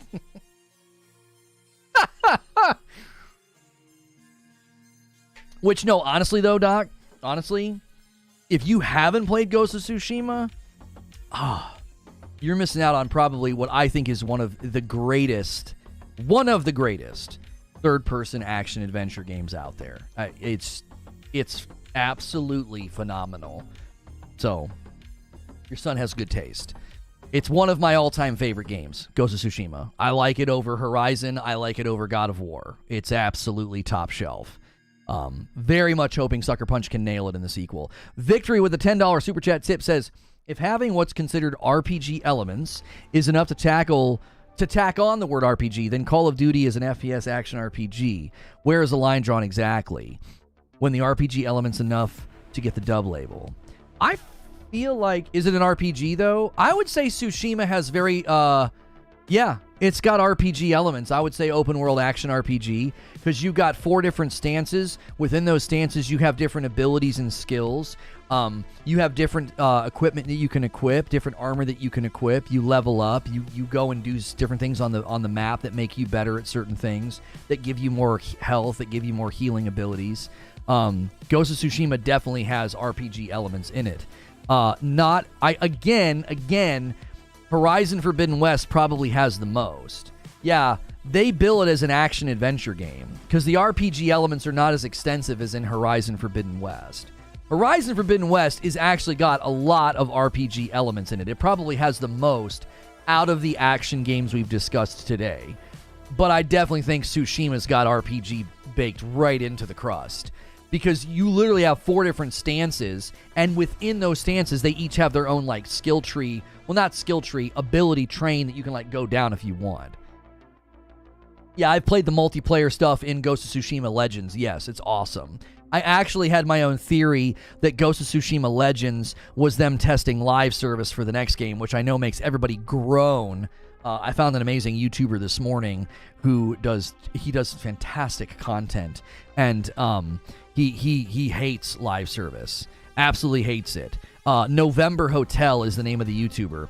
Asmongold was reacting to one of his videos, and I was like, okay, I don't agree with this guy on everything, but I really like the way he puts his content together. Why can't we say everything is an RPG? Right, okay, so I want to go back to Steve and Doc saying everything's an RPG, because it ties into the question from Victory. Why do we not call Call of Duty an FPS action RPG? Okay, Let me go back to how I framed this in my show open. Horizon Forbidden West is called an action RPG because the RPG elements serve the action. The RPG elements are directly and intrinsically linked to everything you're doing with the action. How much you can heal, how fast you can attack, the different abilities that you have, okay? The RPG elements in a game like Call of Duty feel more tacked on, and they're not really associated with the first-person shooter elements. It's like a battle pass, and then I guess you could argue the guns and the attachments like the gunsmith. It's just so light. It's more of a linear thing of like you just unlock these guns and attachments and then build your gun the way you want. So it's extremely light. The RPG elements in Call of Duty are so subtle. Like Horizon Forbidden West has 5 skill trees. It has loot, your pouches that hold ammo, your weapons. They can all be leveled up in higher tier levels. How? Well, there's materials in the world you can farm. There's pieces you can farm from the actual animal, the beasts and the robots, right? You can go and do all of that. That's pretty extensive. That's not you're unlocking guns and attachments. Do you see what I'm saying? That's why I think it's okay to be like, well, Spider-Man is not really an RPG. The elements are very light. You're unlocking gadgets, and then you can equip different gadgets. You're unlocking guns and attachments in Call of Duty, and you can equip them. That's just more of like a linear unlocking path instead of, do you want to do this skill tree? Do you want to do this skill tree? What about this skill tree? Do you want to use this weapon, that weapon, this weapon? Those weapons can be leveled up. Those weapons can be invested in. What about your armor? Does your armor have resistance? Does your weapon take advantage of resistances in the enemy that are out there? That's all present in Horizon Forbidden West. That's an action RPG. I don't know how you don't call it that. Would a Call of Duty loadout be considered a skill tree? I might be reaching. I do. I think it also comes down to, does the game classify itself as that? And this is really important for one particular reason. When Horizon Forbidden West bills itself as an action RPG, do you know what that means to us as gamers? We can judge it within that categorization. Okay, you're an action RPG? Okay, cool. I'm going to judge you in that category. Do the RPG elements have depth? Are they impactful? Do they actually affect the combat? Do they actually affect the action? Okay, that's how I'm now going to judge your game. Call of Duty doesn't bill itself as a first-person shooter action RPG. If it did, we would judge it against that categorization, and we would say, there's not a lot of RPG elements here. I'm just unlocking attachments and guns. That's it. And I guess you could say the kill streaks. But they don't classify themselves as that. I think we might be getting lost in the weeds because this isn't necessarily about what do we classify the games as. This is helpful when a company comes out and says, we are building a third-person, open-world, action-adventure RPG. And you're like, oh, okay, that's a lot of boxes that you just checked. If you play the game and the RPG elements are non-impactful, they're weak, they don't really do anything, what are you going to do in your review? You're going to tell people that the skill trees and the abilities and the unlocks and the leveling, it just feels tacked on. It doesn't feel that impactful. But when you judge Horizon Forbidden West, if you come to that conclusion, I don't know what game you played, because you can play that game completely differently than me. There are completely different ways to play that game within the skill trees. There are entire skill trees I ignored in Horizon Forbidden West. There's one that's all dedicated, I think, like stealth. There's one that's like all dedicated like forging. I focused on melee and range and healing. Melee, range, healing. There's like 2 trees in that game I never touched. I like that explanation. I will rate you by how you classify yourself as a game. That's why I think it's important to let a game developer call the game what they want. When someone says, the game that I recommended to you guys today, if you're a fan of indie games, if you're a fan of Metroidvanias and rogues, you should try out Sundered by Thunder Lotus. Thunder Lotus made Spiritfarer. I think Spiritfarer did very well and people liked it. It's not my kind of game. So, Thunder Lotus made Sundered. Sundered is a roguevania. It's not strictly a rogue. It's not strictly a Metroidvania. It's like it lands in the middle. It's a hybrid. And when you play it, you're going to judge it against that. And you're going to say, okay, how does the rogue element play out? How does the Metroidvania element play out? How? And you're going to make a decision on whether or not they did a good or bad job in those categories. And that's going to determine, your score. Is it on Game Pass? You mother... I don't think so. It might be. This guy. Support freaking indie titles. I don't think it's on Game Pass. Oh, it looks like it left. It might have left Game Pass in 20... It might have been on Game Pass in 2020. It's a $20 game. It's a $20 game, Doc. This is why... Side tangent. This is why I would love for Xbox to take Game Pass and ID at Xbox, their independent developer movement that they do. I would love for them to pair those two together. You should be able to go to your Game Pass library right now, click on a tab that says demos, and all those indie titles should be in there, and you should be able to play them for like an hour. Because you could go try Sundered right now, and if you dig it and you think it's awesome, then you would buy it. It's like, okay, this is worth 20. This is worth 20. I'm going to spend 20. Oh, the bosses in that game. Ooh, the art style. It's like hand-drawn.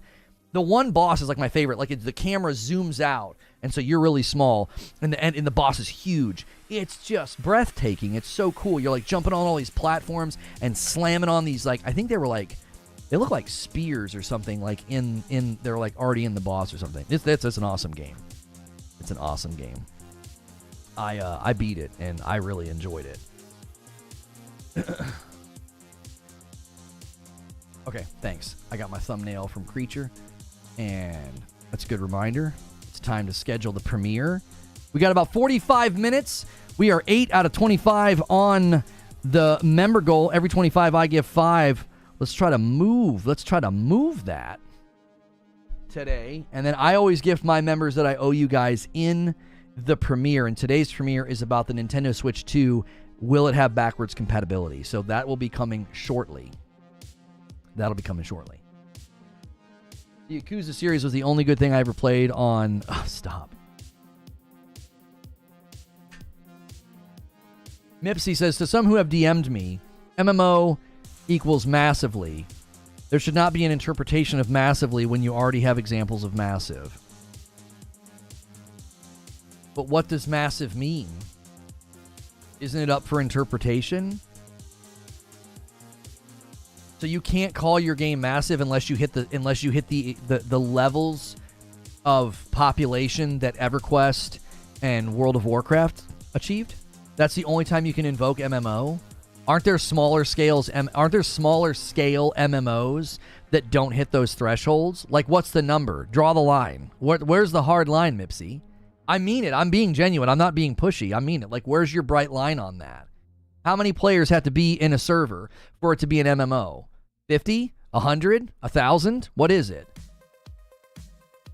Because there's so many. I mean, where is that line? Because at that point, you might determine that some games are not MMOs because you're like, well, no, they don't reach the heights and the saturation that like classic EverQuest and WoW 2 hit.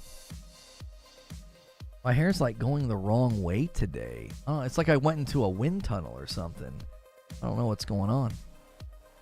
EverQuest was so fun. I lost a lot of friends to EverQuest. I wanted to play Quake 3 and Unreal Tournament, and they wanted to stand in a line and kill spiders. I didn't freaking understand it. For the life of me, I could not understand why they enjoyed it. I was like, guys, let's run around and shoot each other. And they're like, we're kiting spiders. I'm like, okay, I'm leaving.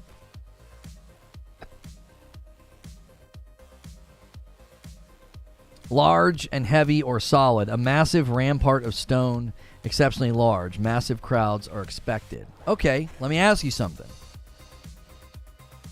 A game like Destiny 2 has a massive amount of people playing all at once. In a given day, they'll have millions of people playing their game after a week, right? All at the same time.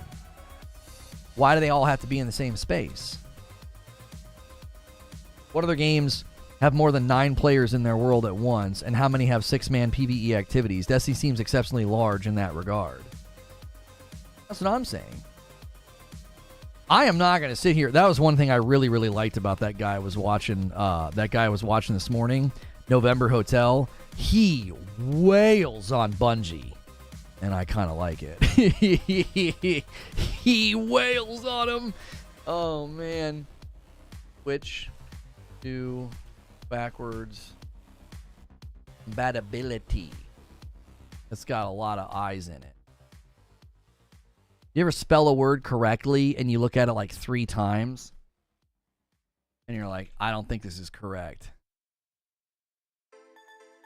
Wait, no. We want Tears of the Kingdom. That's the newer game.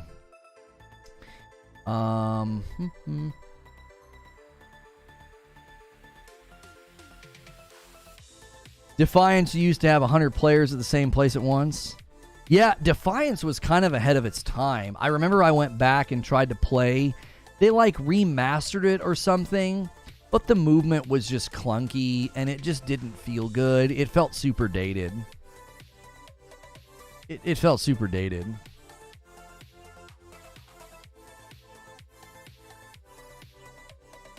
Hang on. Okay, there we go. I was just setting up the members only stream as well. MMO is thousands of people, multiple servers. Okay, so in this discussion, typically what happens is what has just transpired, right? And what has just transpired is the idea that because this is how it came to be, it can only be used to describe these things. Now, the problem with that is video games in general are a repudiation of that idea. Video games are a repudiation of that idea. The original video games are nothing like we play today. And if you were like, no, you can only call it a video game if it's like this. Well, we don't do that. We accept that the category of video game is vast and broad.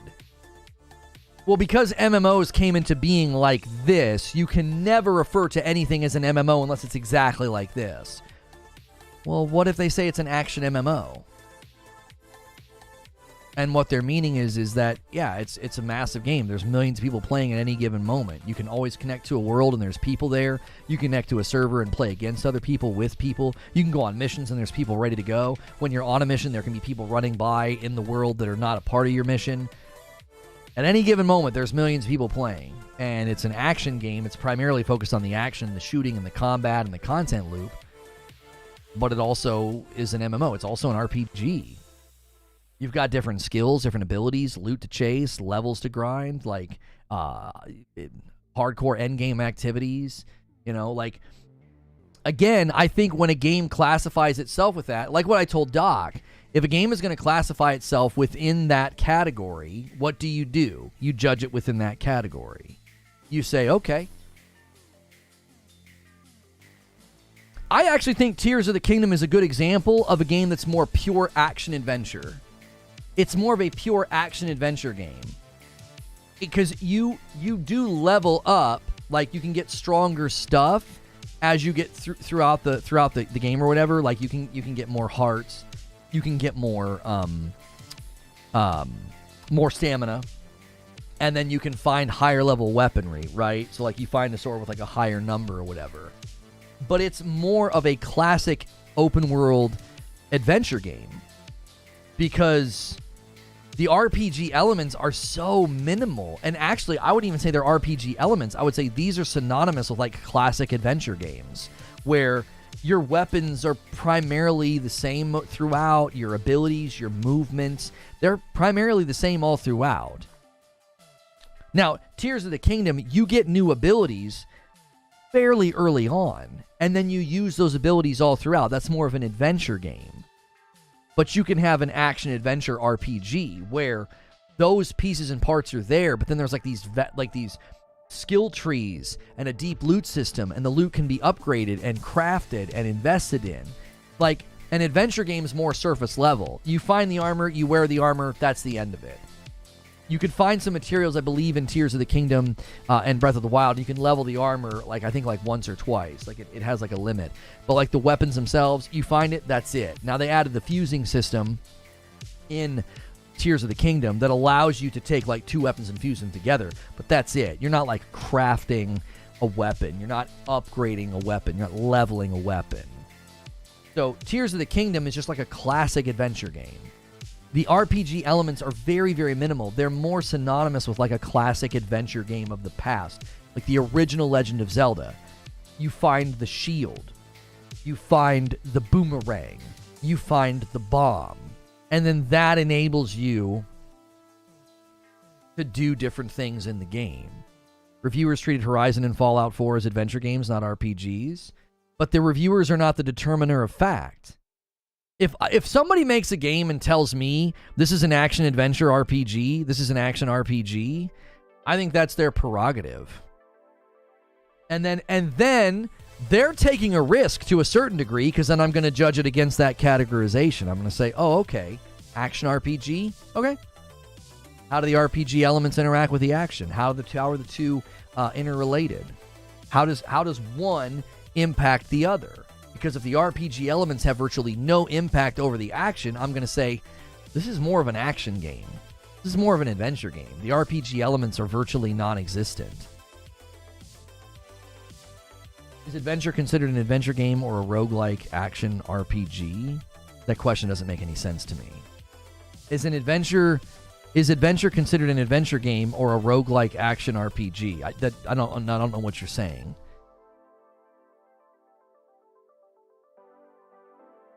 Survival elements make Zelda an RPG, says Eugene. You literally craft your own solutions to puzzles. That's role-playing.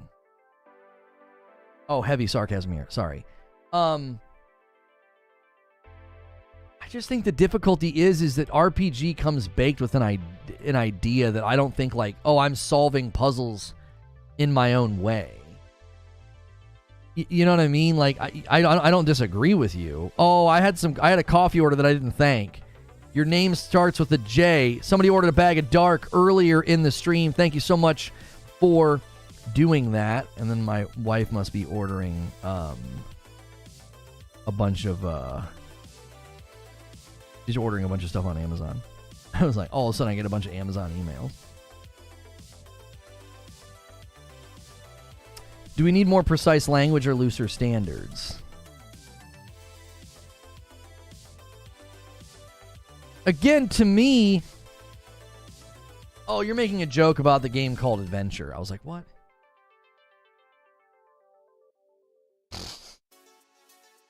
If you are a human being and you are playing a game, then you're role-playing as a gamer, thus making every game an RPG. Right, and that's the extreme I don't think is helpful. Like I said earlier, there's 2 extremes here.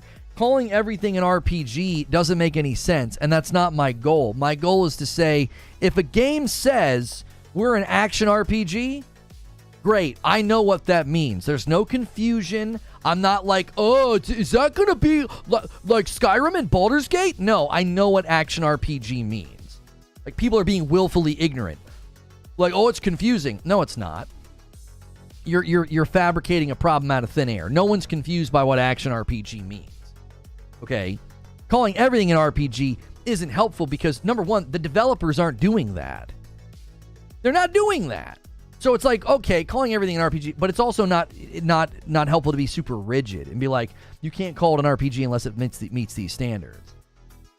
Funny enough, the last time we had this discussion, someone got so rigid in their definition of RPG, I was like, well, then Final Fantasy 1's not an RPG according to what you just said. And they went dead quiet. Because that's what ends up happening.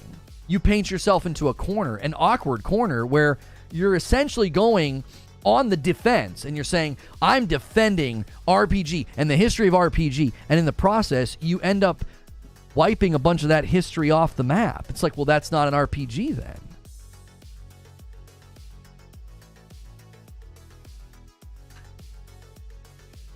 RPG stands for role-playing game. And yes, at the most reductionist position possible, you could say you role-play as Mario in Super Mario Brothers, but I think that's unhelpful. Super Mario Brothers is a 2D platformer. That's basically it. It's a 2D platformer. There's nothing else going on. You don't have abilities. We don't have powers. We don't have level. We're not leveling our character. Doc says, I had to step away for work, but this is really interesting. For me, I wish a few games didn't have skill trees. I don't think we need skill points on every game. I mean, I think sometimes, I forget what game it was. It was one of the Far Cries. I think it was the Far Cry with Pagan Min. And my memory of that Far Cry is, I got to the end, and I felt like I had virtually all of the skill stuff from the tree. I didn't feel like my choices really mattered. Does that make sense? It was like, well, I just basically filled out the tree by the end. It was one of the Far Cries. It might have been Far Cry 3, actually. One of them I played really, really exhaustively, so I had so many of the skill boxes. I was going in the water and I was going through the map and getting every question mark, every little box, every little trinket. And so, no, it wasn't Primal. That one was terrible. And I remember thinking, I mean, you could have just let me get all these things as I played instead of giving me the illusion of choice. Like, I wasn't really choosing anything. That's a memory I have. I don't know if that's an accurate memory, but I remember thinking that. So I do like...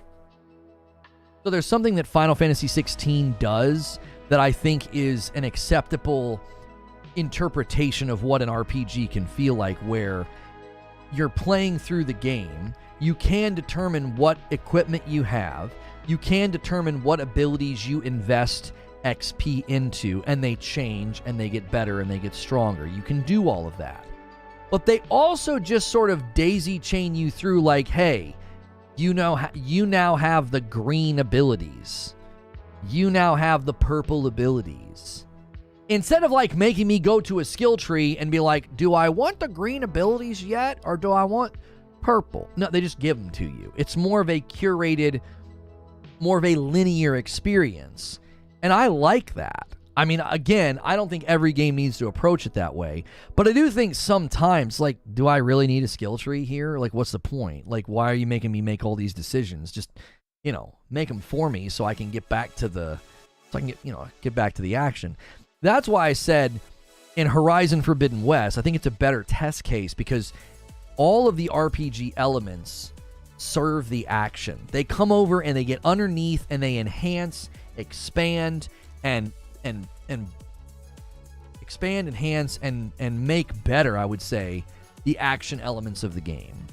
By the time you get to the end, you really do feel like, man, I'm glad I invested in a larger ammo pouch. I'm glad I invested in that weapon. I'm glad I made sure I had these elements to take advantage of the weaknesses in the enemies. I'm glad I had on this armor set with these resistances. You feel a sense of everything I did, all the skill trees, all of the currency, all of the crafting. It really bolstered the action and served my aims in the game. You can call a game an RPG if your character's role isn't predetermined. Mario is your role. It's determined. In a game like Elden Ring, your role isn't determined. Your statement doesn't make any sense. Are you saying you can't call a game an RPG if your character's role isn't predetermined? There's multiple possible ways to read that, Sam. I'm not sure what you're saying. You aren't choosing the analog of a class, and it's an action game with an XP system and a skill tree, says Zubair. Let's go back to the must be turn-based to be RPG, because apparently genres aren't allowed to evolve, and we can't use adjectives to modify nouns in video game genres. That's really what this comes down to, people's lack of command of the English language. Right, that's why in my show open I said, if I tell you Horizon Forbidden West is an action RPG, and you respond by saying, it's not an RPG, I'm going to say, you're right. It's not an RPG. It's an action RPG. Those are different statements. You're denying something that I'm not even saying. It's not an RPG. Okay, that's fine. I didn't say it was. I said it was an action RPG. What Sam wrote makes sense, though. He says, you can call a game an RPG if your character's role isn't predetermined. Mario is your role. It's determined. In a game like Elden Ring, your role isn't determined. Why is he creating a contrast in the second sentence? He's creating a contrast as if he was trying to say, if your role is predetermined, you should not call it that. Cristiano Souza gifts a member and takes us to 9. We have not missed the 25 goals since November of last year. Let's go on a little tear here. You guys got about 26 minutes. We need 16 members, and then I'll gift the 5 that I owe you in the premiere. We're going to be talking in the premiere today about Nintendo Switch 2 backwards compatibility. You can definitely use adjectives as long as every time you say ARPG and you never just say ARPG, it works perfectly. That's the thing. What are you worried about? Who's doing that? Who's doing that? And who has conversations like that? Oh yeah, Horizon Forbidden West is an RPG, and then they just want to like run away and you can't ask a qualifying question. Now that I'm thinking of it, says Doc Dark, do we have any AAA games that don't have RPG elements? Hang on. Let me think.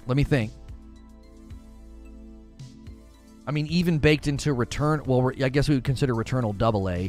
Returnal has RPG elements because the more you use stuff in the game, the stronger it gets. Like the weapons, the next time you find them, will be like leveled up.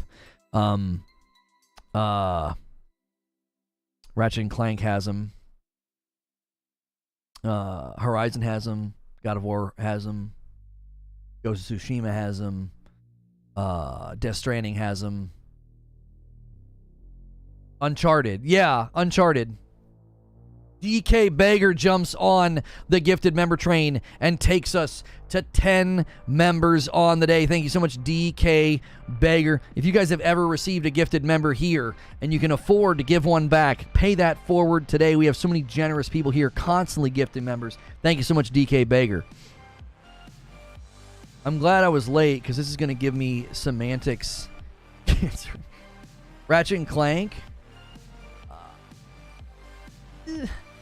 Ratchet and Clank, you're not just, yeah, I mean, it is just leveling the guns. Yeah, no, I would actually agree with that. That's just leveling the guns. I would agree that Ratchet and Clank doesn't really have RPG elements. That's the only thing that you do in Ratchet that would be even remotely considered RPG influenced. You like go to the gun skill tree and just like throw money at it and then it fills it in. I mean, yeah, so I would say Ratchet and Clank doesn't. And so that, because again, that's just more of an action adventure game.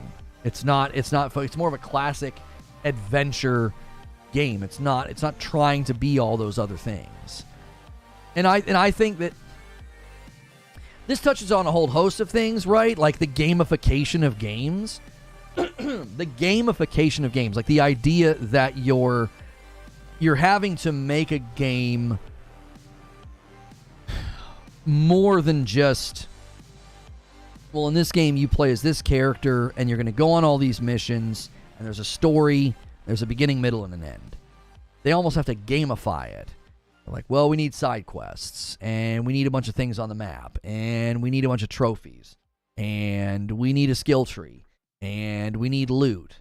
And in my mind, this is one of the reasons, funny enough, this is one of the reasons that Cyberpunk was so bad at launch, but it's one of the reasons it's so good now. Because they put so many things in the game, it like murdered it at launch. It had so much scope creep. But then now we're in a position where it's enabled them to do so much. It's like they can invest in each of those things and refine them and make them better. The cyberware, the skill tree, you know, just the dialogue in the open world and the police system and the driving and the way the world feels, right? They're able to invest in all those things. That's also why it struggled so much when it launched, because of scope creep. They tried to do way too much.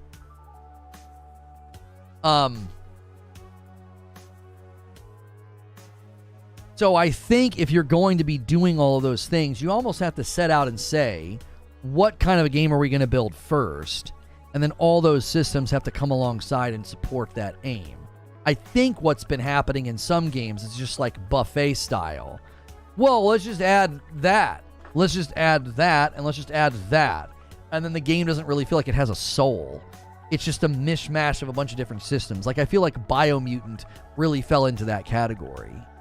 They were just like, yeah, do that. Oh, yeah, do that too. Do that too, do that too, do that too. And then it was like, well, what's what kind of a game is this? Like, what's the identity of this game?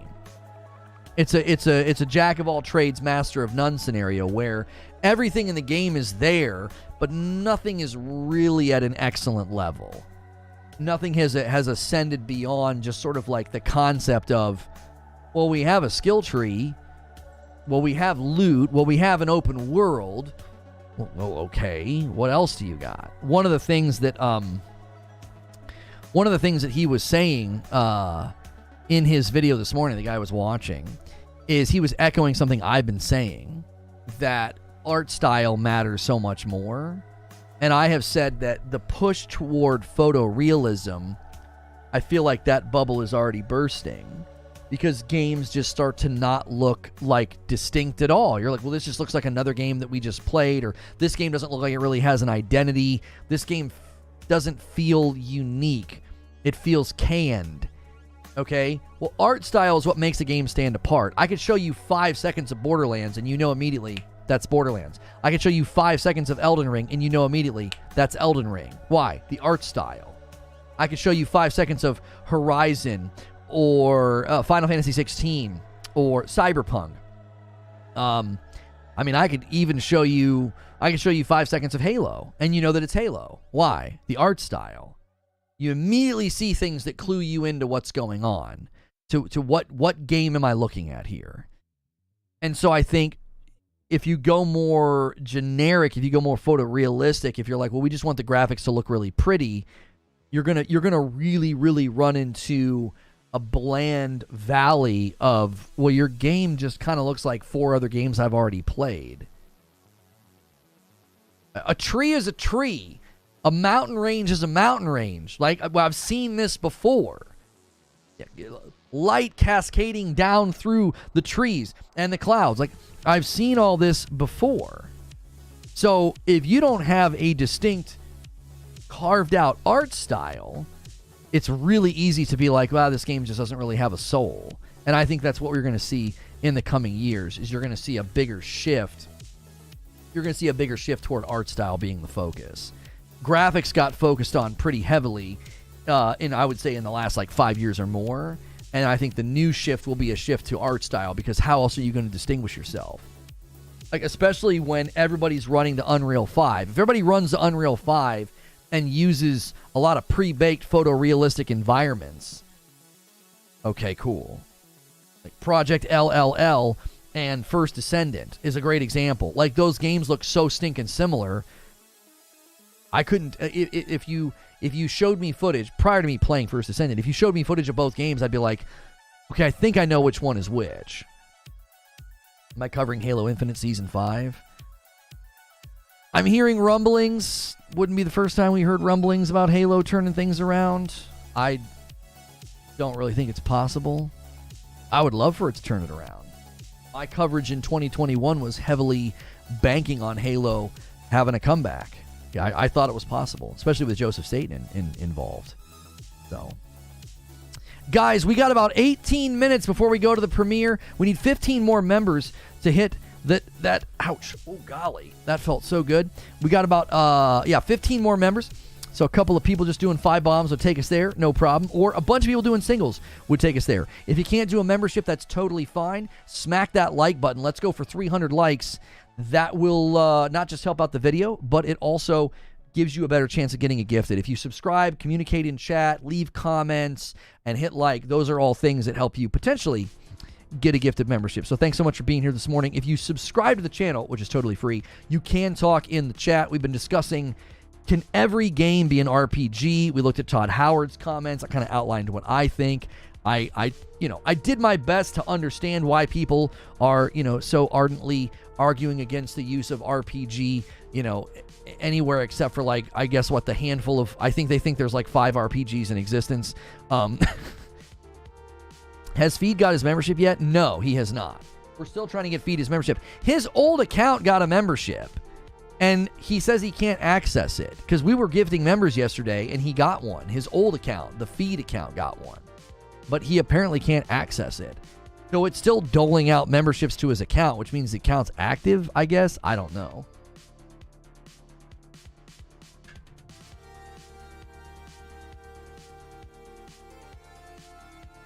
What's the function of these labels? Why do we use them? My position is that we use them for clear communication and categorization of games. So when you tell me, when someone comes to me and says, there's this new game coming out, and it's going to be an open world, action-adventure, RPG. You know what I'm going to say? I'm going to be like, that sounds great. That's the kind of games I like. I'm not going to be confused. Well, what do you mean? Is it going to be like Skyrim or Baldur's Gate? I'm not going to be confused at all. I know what you're saying. I understand I understand. We're speaking with gaming vernacular and colloquialisms. We're speaking within the vocabulary of gamers. I was like, I know what you're saying. Cool. Thank you. Oh yeah. It's third-person games, action adventure. You know, it's not really an RPG. There's some RPG elements, you know, but not really. And then I'm like, oh, okay. Because when I look at Spider-Man versus like Horizon Forbidden West, that's kind of how I think about it. Rodrigo with 7 months and a VIP. Good morning, chat. And Lono, thank you so much, Rodrigo.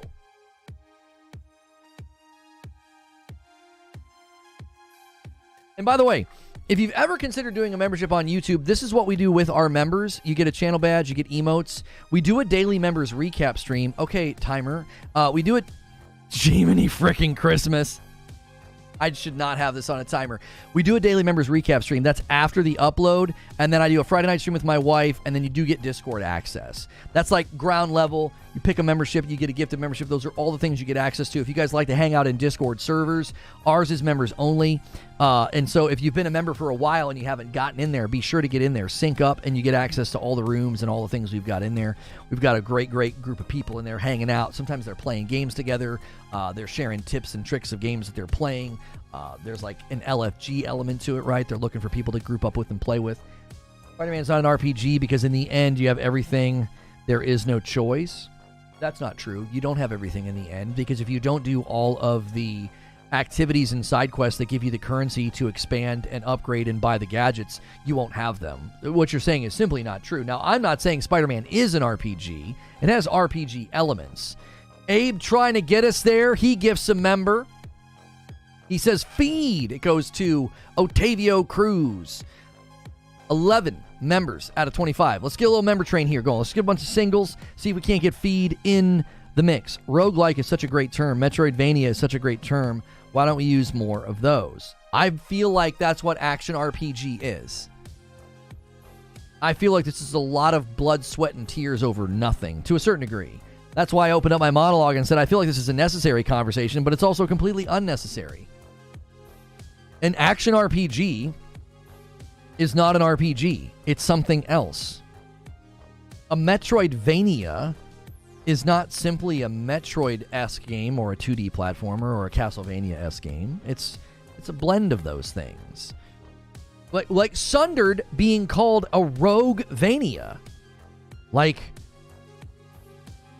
Abe does another one. Abe's going to do a member train all by himself. Nobody's going to lend him a helping hand, so he'll do it on his own. And he gifts one, and it goes to Punisher. Somebody help out our man Abe here. There we go. Jazzification's going to do one. Thank you so much, Jazzification. And it goes, the count, to 13. He says, feed, and it goes to Josh Ayers. Everybody is trying to summon a membership for feed. You love to see it.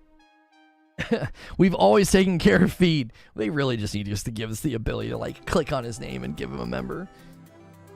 Red Dead Redemption. Patrick Q joins in the member train. Thank you so much, Patrick Q, taking us to 14 members on the day. The next membership will be a layup, an easy score. Talents does the layup. Thank you so much. It goes to Darren Scott. Darren Scott is here all the time, so that one makes sense. That's the layup. Easy 10 bomb to take us to 25. Abe does another one and summons feed and says feed and takes us to 16, and it goes to JoJo. Oh, did you block me on Twitter? I don't know. My attitude on Twitter is talk get hit. I don't tolerate the nonsense on Twitter anymore. If someone takes a shot at my integrity or says something toxic, I block them. Like, I don't even hesitate. It's like, okay, cool, and I don't even want to see it. That's not why I use Twitter. Mick D09 gifts a member. Thank you so much. Zubair gifts a member. Takes us to 18. We're trying to get feed in the room. Mark Clark's Nathan, goes to Nathan, and he goes to Citizen Meh. Like, I don't use Twitter to be a punching bag of... that's just not what I'm there for. I'm there to be like, here's a funny clip, or here's me streaming, or here's a highlight from one of my streams. And if people want to have conversations, great. But if people want to treat it like a platform so they can dole out abuse, I just immediately block them. I'm just not interested in that. Like, it's... People think that criticism is defamatory slander and name calling, and I'm like, that's not criticism. Like, I had numerous people come in today and debate me, disagree with me. They didn't agree with my position, and you know what happened? We never once name called. We never once attacked each other, and it was a really enjoyable time. The one guy was constantly going back and forth with me. Thorn was constantly going back and forth with me. A 10 bomb from P-Dub H-Town. We've not had a big one yet today, and he drops it and takes us all the way to 28. That means he's also the agent of chaos. He rolls it over past 25. Thank you so much, P-Dub H-Town. We are trying to get Mark Miller in the door, and... Oh, I thought he got it. Never mind, that's Magic Dolphin. I saw the MA, and I was like, oh, I thought he got it. Come on! Feed, you better have that box checked, man. I swear, we're getting trolled. I never name called you, though. What's your username on Twitter? What's your username? Is it Shooter Forever?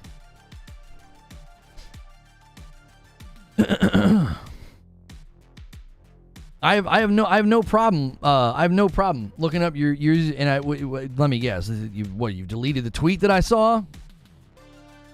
Tried feed. I've had this happen before. I've had people who are like, oh, why'd you block me? And then I go and I'm like, oh, okay, you deleted the tweet. I don't block people just to block people. If I'm on Twitter and I see a feed of people saying stuff and they say something nasty about me, I just instantly block them. I'm like, why would I let you follow me? I don't want to see what you have to say. It's pointless. You got to protect your peace, man, and people that put out toxicity. No, thank you. Yes, no. I'm starting to think that Feed is in on this. He didn't allow gifts, so we keep trying. Lono is sending him a cut. I am not at all. I actually would prefer him to be on his usual account. It's more enjoyable to call him Feed. I never name called you. What's your Twitter handle? What's your Twitter handle? I don't think I've ever misfired on a block. I've never misfired on a block. I see somebody say something, I'm like, okay, that's what you think of me, and then I just block them. It's that simple. I don't use the platform to get involved with the toxicity. I don't do it. Is that a Starfield shirt? You could consider it a Starfield shirt if you'd like. It's from Into the AM, and you can use my code over there and stack a discount right now. You're taking an... Oh, same as here. All right, hang on. Shooter Forever. Go to Shooter Forever. Hang on. Shooter Forever. No, I'm not seeing you. I went to @Shooter Forever, brother. I don't see you. People, it doesn't have anybody named that. What's your @? I don't see you at that At what? Why can't Feed use his original account? I don't know. I don't know what happened. Alejandro says, Shooter Forever trying to delete that tweet real fast. That's what I'm saying. Shooter for the W. Okay, so you are Shooter for the W. Blocked. You tweeted on October the 6th. Okay. You were shouting me out in some tweets and saying, I know what I'm talking about. Yeah, this right here. This right here. I said, Cyberpunk Phantom Liberty changed my mind. And you replied with, that Spider-Man is not an RPG. That's why I blocked you. There's that whole toxic group of people that constantly come at me and give me crap about a clip that was ripped out of context. So you're doing the same thing. I just thought you were a troll. Oh man, dude, Cyberpunk changed my mind. What, that Spider-Man's not an RPG? Lol, lol. Like, come on. You know what you're doing. You know what you're doing. That's not a misfire. You deserve a block for that. I don't use Twitter for that nonsense. That means that you're running in circles that rip me out of context and misrepresent me. Why would I want to interact with you?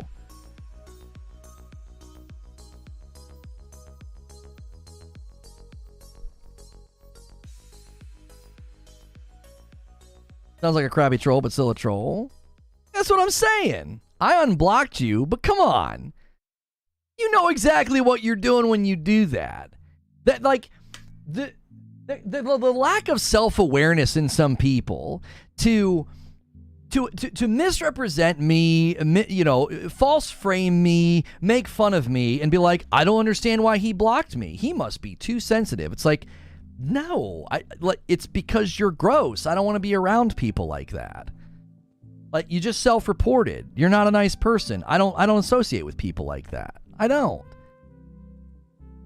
I can go back and forth and joke and laugh and ha-ha, but to constantly misrepresent and slander and name call somebody and then be like, I don't know why I got blocked.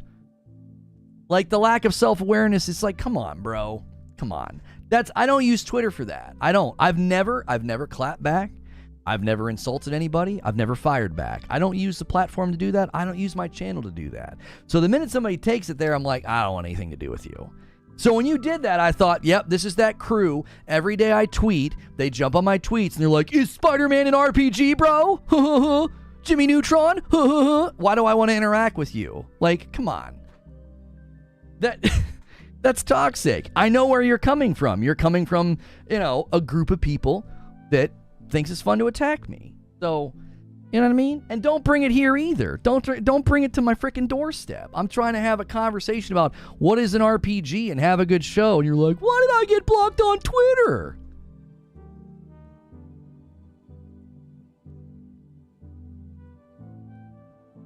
Eugene says, the internet gave everyone a voice, but it did a terrible job telling everyone that no one's forced to hear that voice. Right. Like, come on.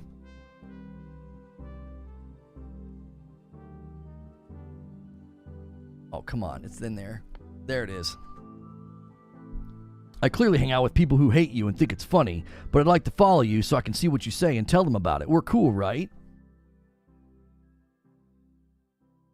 Spider-Man's an RPG thing just made me laugh. Listen, I'll be honest with you, Shooter Forever. When you get attacked as much as I've been attacked, my tolerance level gets really low. It does. It just gets really low. It's like every day I sent a tweet about my kids the other day, and I had people attacking me on it.